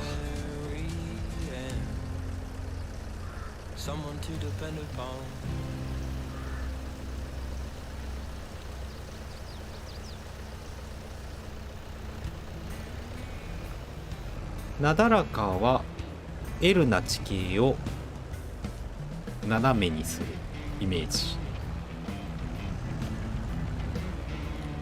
なるほどね。段差を緩やかにする感じかな。文章化って難しいっすね、本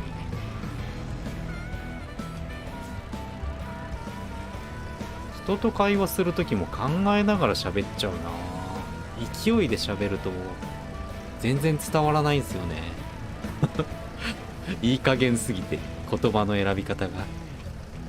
何を言ってやがるこいつバカかって顔で見られるのショックだしな。難しいっすよね。分かりやすく言葉を選ぶってのは。難しい言葉使うのも良くないしね。嫌われるしなそれ何言ってるか分かんねえから。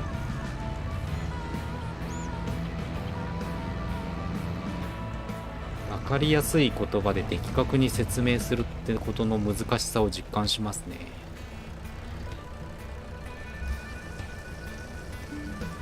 考えながら喋るのはいいことですね。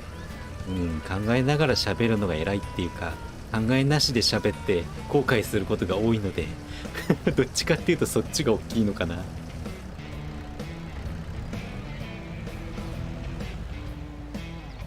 特に最近は本全然読んでないからな。語彙力がゼロに等しいっすね。ほんとだよな。本読まないとマジで終わるよな。字も書けなくなるし。なんかつくづく学校での勉強って重要だったんだなってのを今になって思いますな。学生の頃はこんな勉強したって意味ないよって思ったもんですけど、それは意味ないよね。リアルタイムで学習してるから実感できないもんなっていう。しかも会話するのがね、同じ学年の友達だから学力レベルが同じ者同士で会話するんだから実感できないだろうねっていう。幼稚園児と会話する機会が多かったら勉強って大切だなって実感できたのかもしれませんね。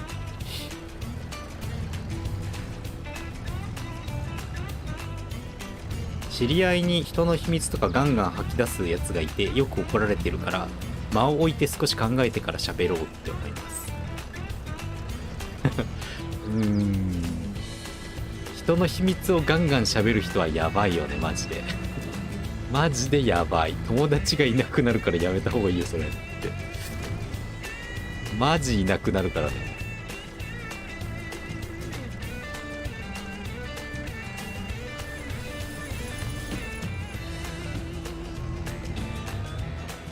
あとあれですね、床屋さんと美容室の人にプライベートな話は絶対しちゃいけないっすね。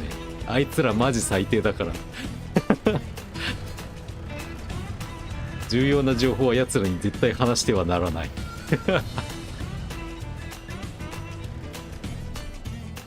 接客業も同じっすけどね。やっぱ話しちゃいけないよな。重要な話っていうのは身内だけにしといた方がいいっすね、そういう話は。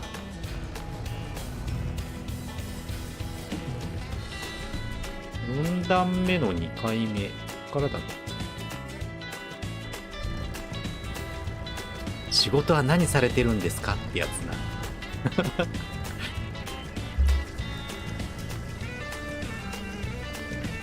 そうなんだよな、それ美容室とかでマニュアルにある第一声だと思うんで絶対聞いてくるよね。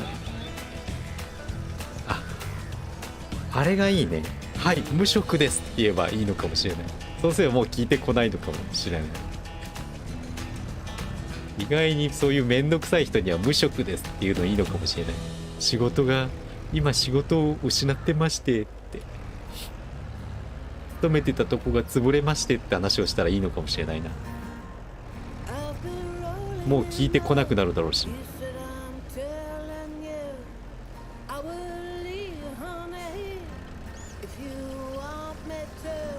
同情を変えるしな。意外にいいかもしんないですね。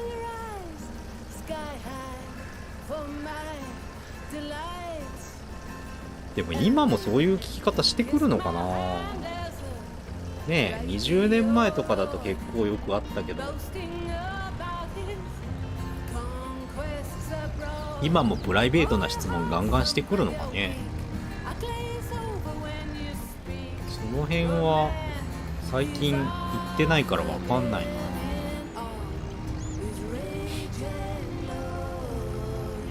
あんまりおしゃべりしない床屋さんに行ってるから分かんないっすね、最近の事情は。昔はよくあったけど。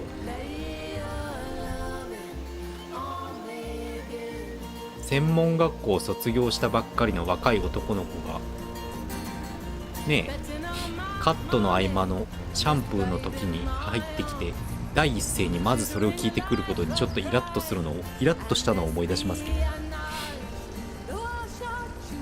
口の軽い店は利用しないようにしてますね。それが一番ですね。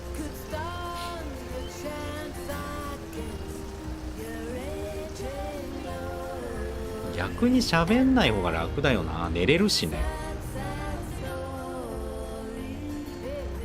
結構気持ちいいんだよな、髪切られるのって。ついつい寝ちゃうんだよ。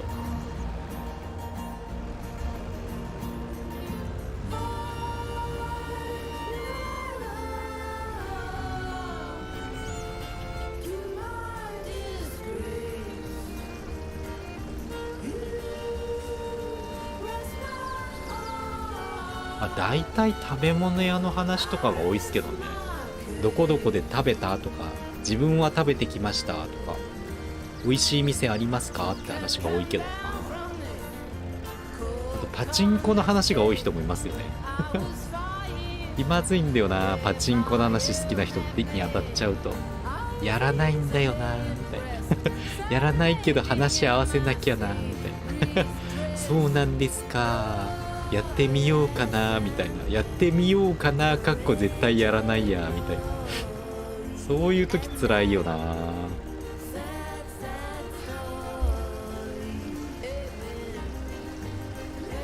シャンプーしてもらうのが気持ちいいので金曜の夜とかに切ってもらいに行ったりしてます。いいですね。土日にお出かけできますしね。土日を満喫できますな。床屋さんと美容室もな、ほんといいとこがあればいいんだけどね、それを見つけるまでが結構苦行なんだよな。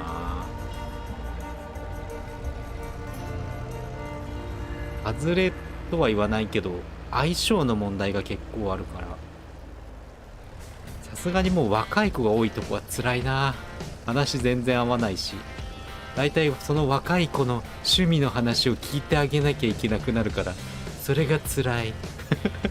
それは嫌だ、もう聞きたくないっていう。なんでお金払って話聞いてあげなきゃいけないのっていう気持ちになる。言えないけど。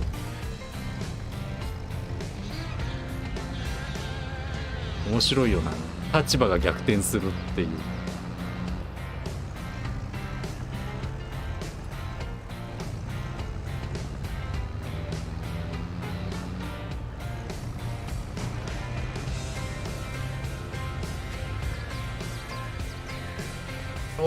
ここ結構狭いな。ここちょっと攻めすぎましたね。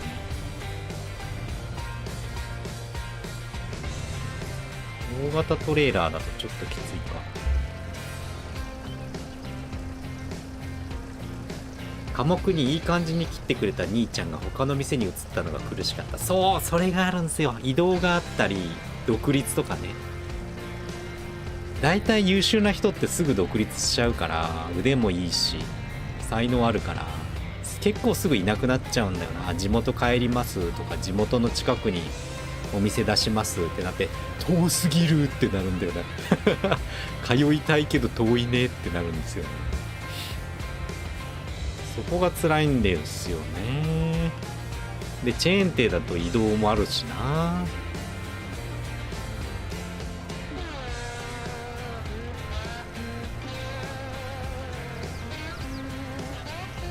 次に行ったらキャピキャピしたギャルで気まずかった。そうなんだよな。人によってはご褒美なんで、やった若い女の子だヒャッホーってなるんだろうけど、辛いよな気まずいよなっていう、そういう人もいますよね。オッケー、水補充できたから寝ますか。やっぱ調子に乗ってあれですね、畑をでかくしすぎた。畑というかレタス農場を作りすぎたな。で就寝。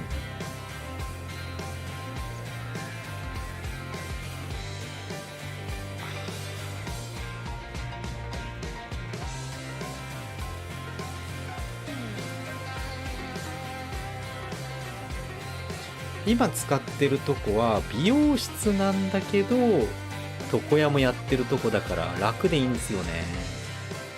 床屋さんだとあれなんですよね、犬になった気分がするんですよ。早いし楽なんだけど会話とかもあんまないから、なんていうの、桶に顔突っ込まれて髪洗うから、そこがすんげえ犬の気持ちになった気分になるんですよね。それはそれで気持ちいいんだけど、美容室タイプの方がやっぱ気持ちいいよね、髪洗ってもらった時に。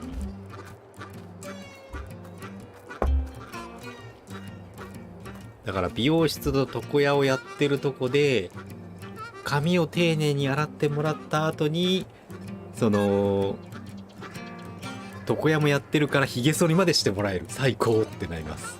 幸せっていう。美容室もね、髭剃りできるようにしてほしいよな。今はできんのかな。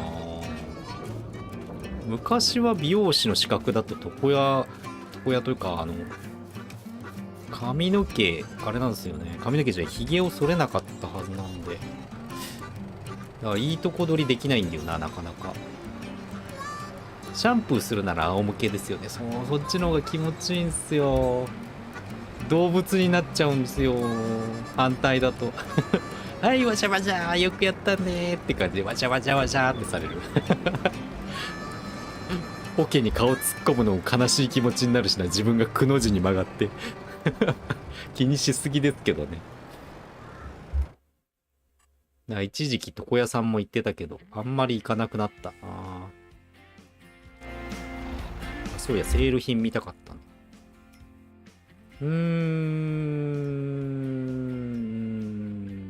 微妙。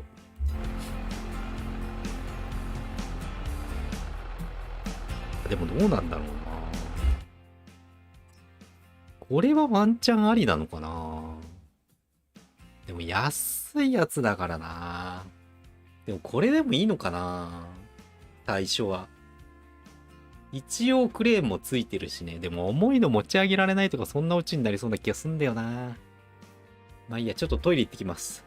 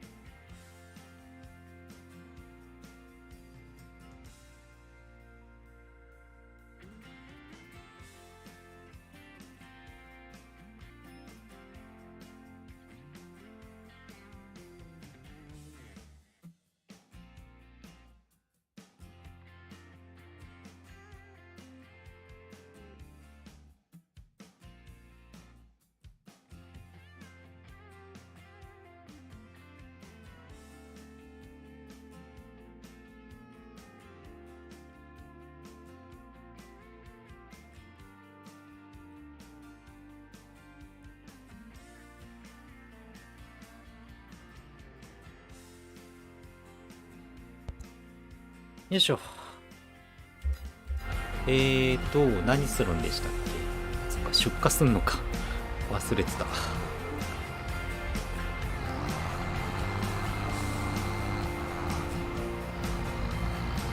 慎重に行こう。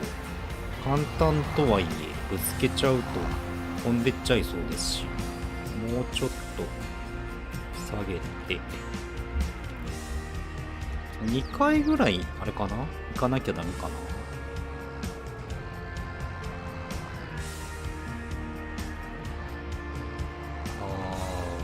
あれか。ちっちゃいトレーラーでもいいのかもね。で、でかいトレーラーを横に置いといて、そっちにもう一回積み込み直すでもいいかもね。でっかいトレーラーをこの辺回るのは大変だろうし、小回り効かないから、それでもいいかもしんないですね。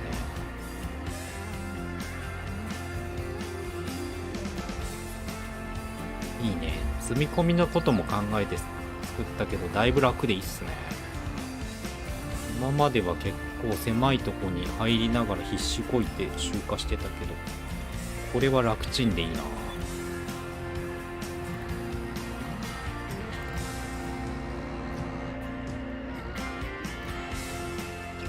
床屋さんというか髪切りに行くには2日に、いやじゃあ1月に1回行かなきゃいけないもんなんですかね。自分結構いい加減だからな。2月以上空けて行っちゃうな。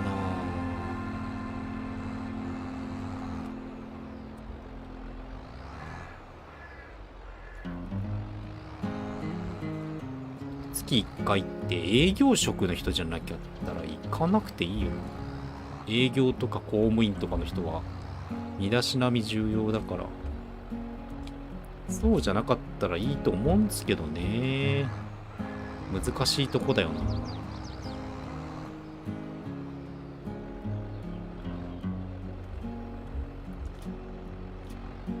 さすがに3ヶ月行かないとやばいけどめちゃくちゃ伸びるからな。もみあげが大変なことになりますな。もみあげだけくせっ気なので悲惨なことになりますな。端一番後ろ乗せられないのかな。ダメだ。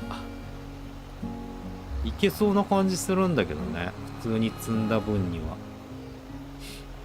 一応積載できる最大量が決まってんのかね、トラクターによって。危ねえ。出荷しに行きましょう。いやー、これは数ヶ月放置したら大変なことになるな出荷でも結構時間かかっちゃいそう。出荷する必要が生じると合わせて紙切りに行きます。ああ、それぐらいでいいのか、タイミング的には。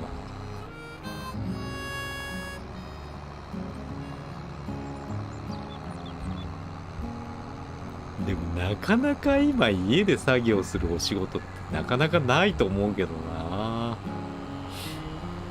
ジムとかなのかな。ジムとかプログラミングとかそういう職種の人なら全然あるのかな。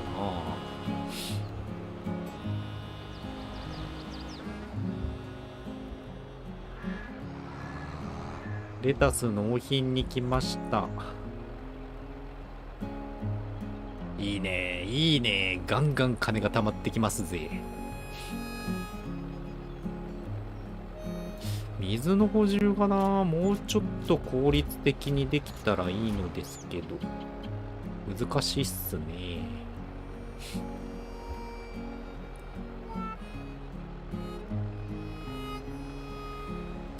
メインメニューからベルトコンベアマークから各生産の管理ができて、そこから自動売却もできます。それ僕わかんないんだよな。自動売却ってさ、どうやってやんの？こっからやんのか。商品処理を変更。ああ、売却になる。供給、貯蔵、売却。供給って何？供給はどっかに送るってことなのかな。貯蔵を普通に貯めるってことだよね。供給が謎っすね。そうか。でも水の補充を大変なんだよな、これ以上やるの。ぶっちゃけ現状出荷を楽しいんだよな。から自動売却しなくても全然いいんですけどね、水が大変だからな。自動水補充システム欲しいわ。自動水補充の方が重要だよな。お金かかってもいいから。なんかいい方法ないんかね。供給は他の生産チェーンの施設に送ること。いちごであればパン屋に供給することで輸送しなくてもケーキが作られる。あ、楽ちんじゃん。なるほどね。放置でいいってことか。なるほどな。へえ、面白。だから結局ケーキ屋さんの方に自動補充されていくってことなんだね。そいつはありがたいっすね。まあその辺全部出荷しろってだったら大変だもんな。移動ゲーになっちゃうもんな。今度出荷ゲーになっちゃうもん。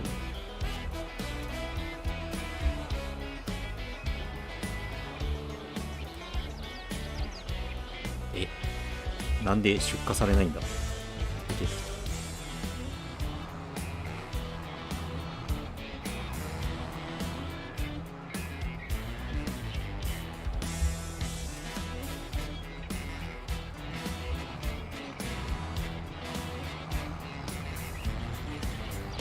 ついでにこの後あれですね、キャノーラオイルも、キャノーラも収穫しないといけないっていうか、キャノーラの収穫お願いしとけばよかった。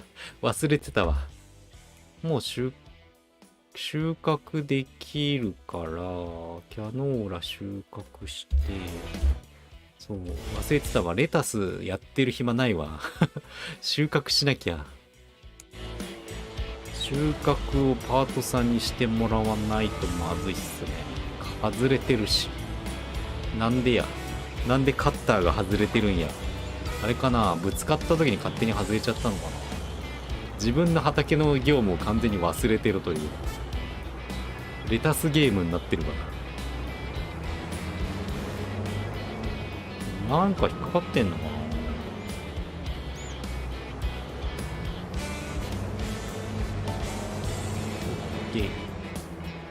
で、キャノーラを収穫しないといけませんぜと。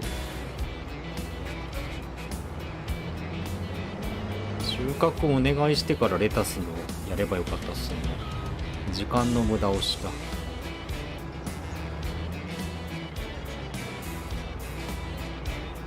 収穫機も新しいやつ欲しいっすね。そろそろ。移動速度が遅すぎてイライラするんですよね。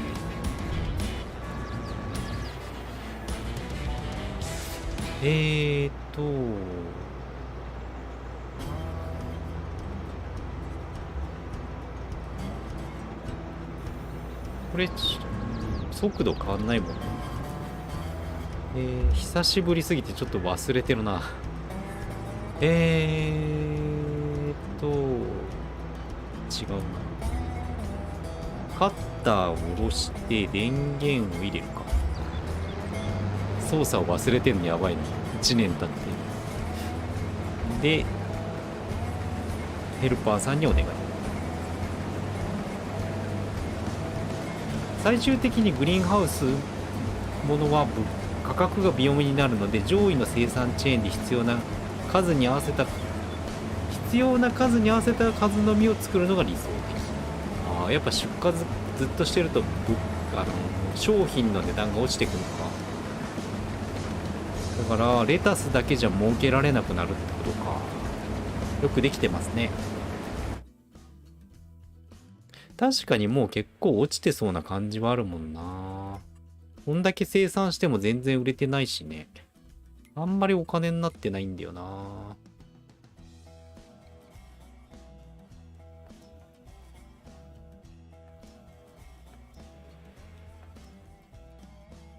まあまあ、まだいけるな。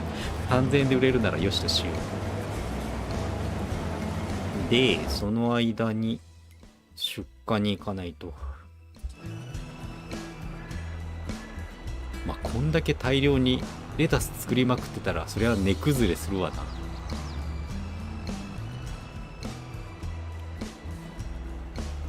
出荷して2回で OK かな。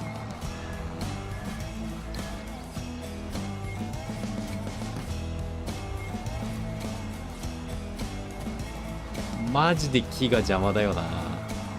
この木邪魔すぎ。次回マジで林業っすね。ほんと木邪魔だよねこのゲーム。よくできてるよ。景観はいいんだけどね、リアルで見るとほんと邪魔なんだよな。すんげえ障害物なんだよな。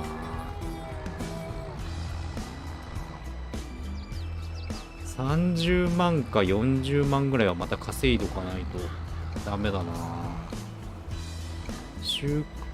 林業専用車両と変えたらあれですけど、切り株を除去する装置も必要なんですよね。それがないときついんすよね。 OK、 出荷しに行きましょう。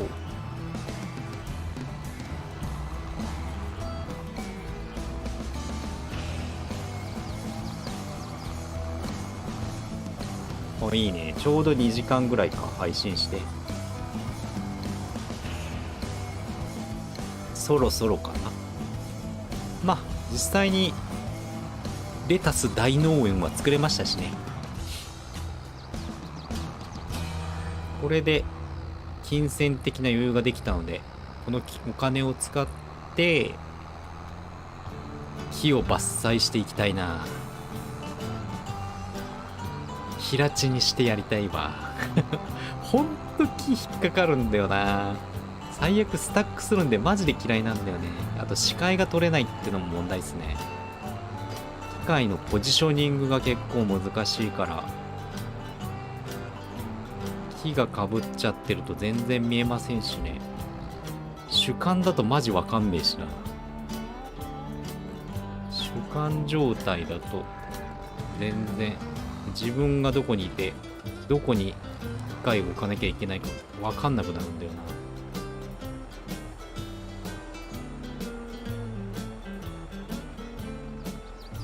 どのみちグリーンハウスは黒字確定なので、水補充だけで自動売却マクセにして他のことをするのもあり。なるほどね。それはそれでありってことか。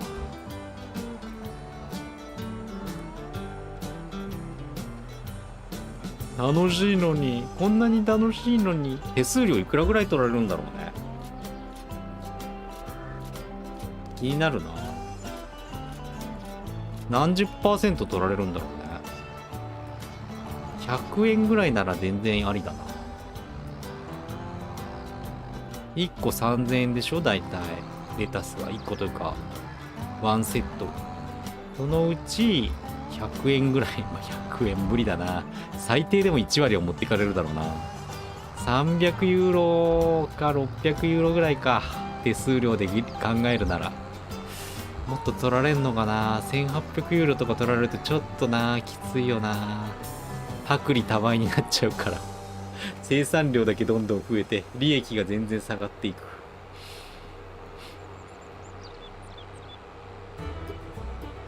あと出荷作業楽しいんだよね。ぶっちゃけ嫌いじゃないんだよな。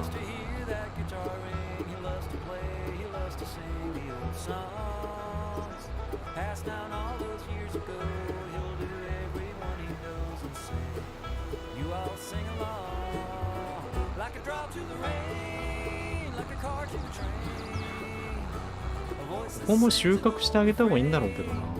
まあいいや。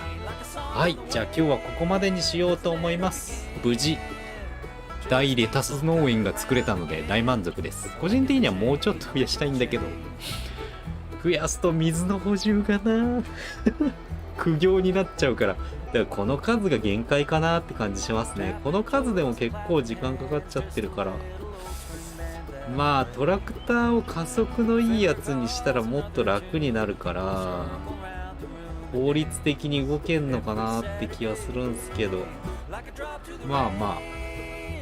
お、佐藤さんお机です。ひとまず終わりましょう。お疲れ様です。わい、忘れてたわ。キャノーラもあったね。キャノーラはあれでいいや。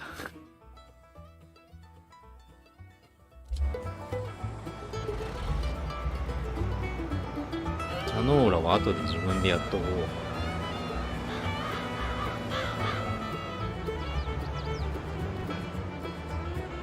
ご視聴ありがとうございました。星見100円でした。もしよかったらチャンネル登録をよろしくお願いします。B か。久しぶりだと操作忘れるの。水補充ばっかしてて忘れますね。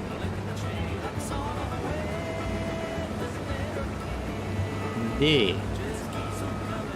これで OK かな。さあ、終わりましょう。眠くなっちゃうしね。てかお腹すいたしね。明日も余裕があったら配信できるかな。明日お金貯めながら林業やるのもいいけどな。まあいいや。ではでは、改めましておつくえんです。終わるぜ。セーブしよう。セーブ、セーブ。やべ、間違えた。セーブボタンじゃなくて終了ボタンを押した。どこまで戻る？時間で見ればいいか。いや、日付しか出ない。やらかしたわ。セーブすんの忘れてた。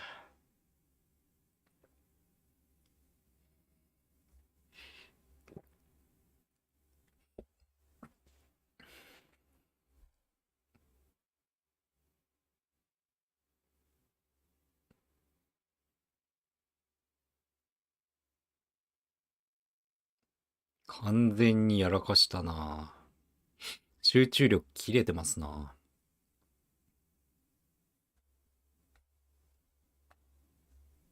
やべ。大丈夫かな。ロードが止まんなきゃいいけど。意外にロード時間長いからね。農場広がってくると余計長くなるのかな。車両増えたりすると。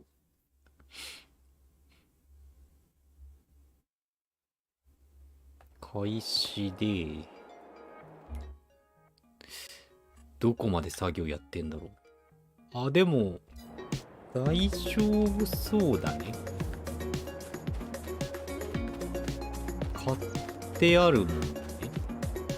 あれだね。ヘルパーさんが途中でやめたとこで止まってるね。じゃあ、ここだけ買って終わろうか。おかしいな。さっきと同じことしてる。V で、B で、